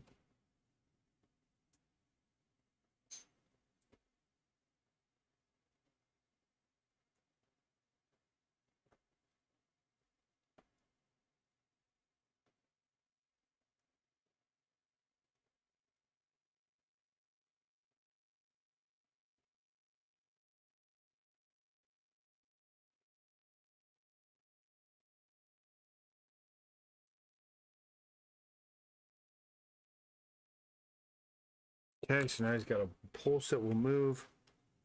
Done. Let's turn on that. And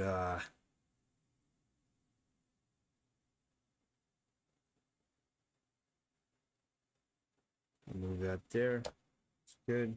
Save that. And we'll make a folder for robot.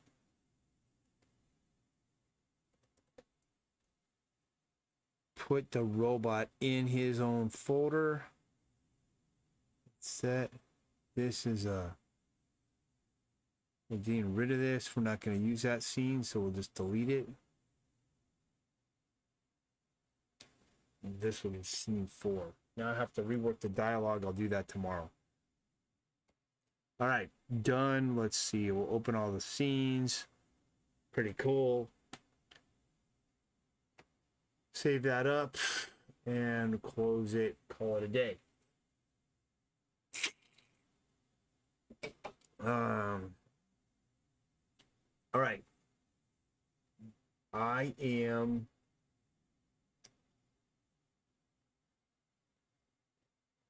going to let this go. End the show. Thanks for joining me. I'll be back tomorrow with another stream. I'll see you then.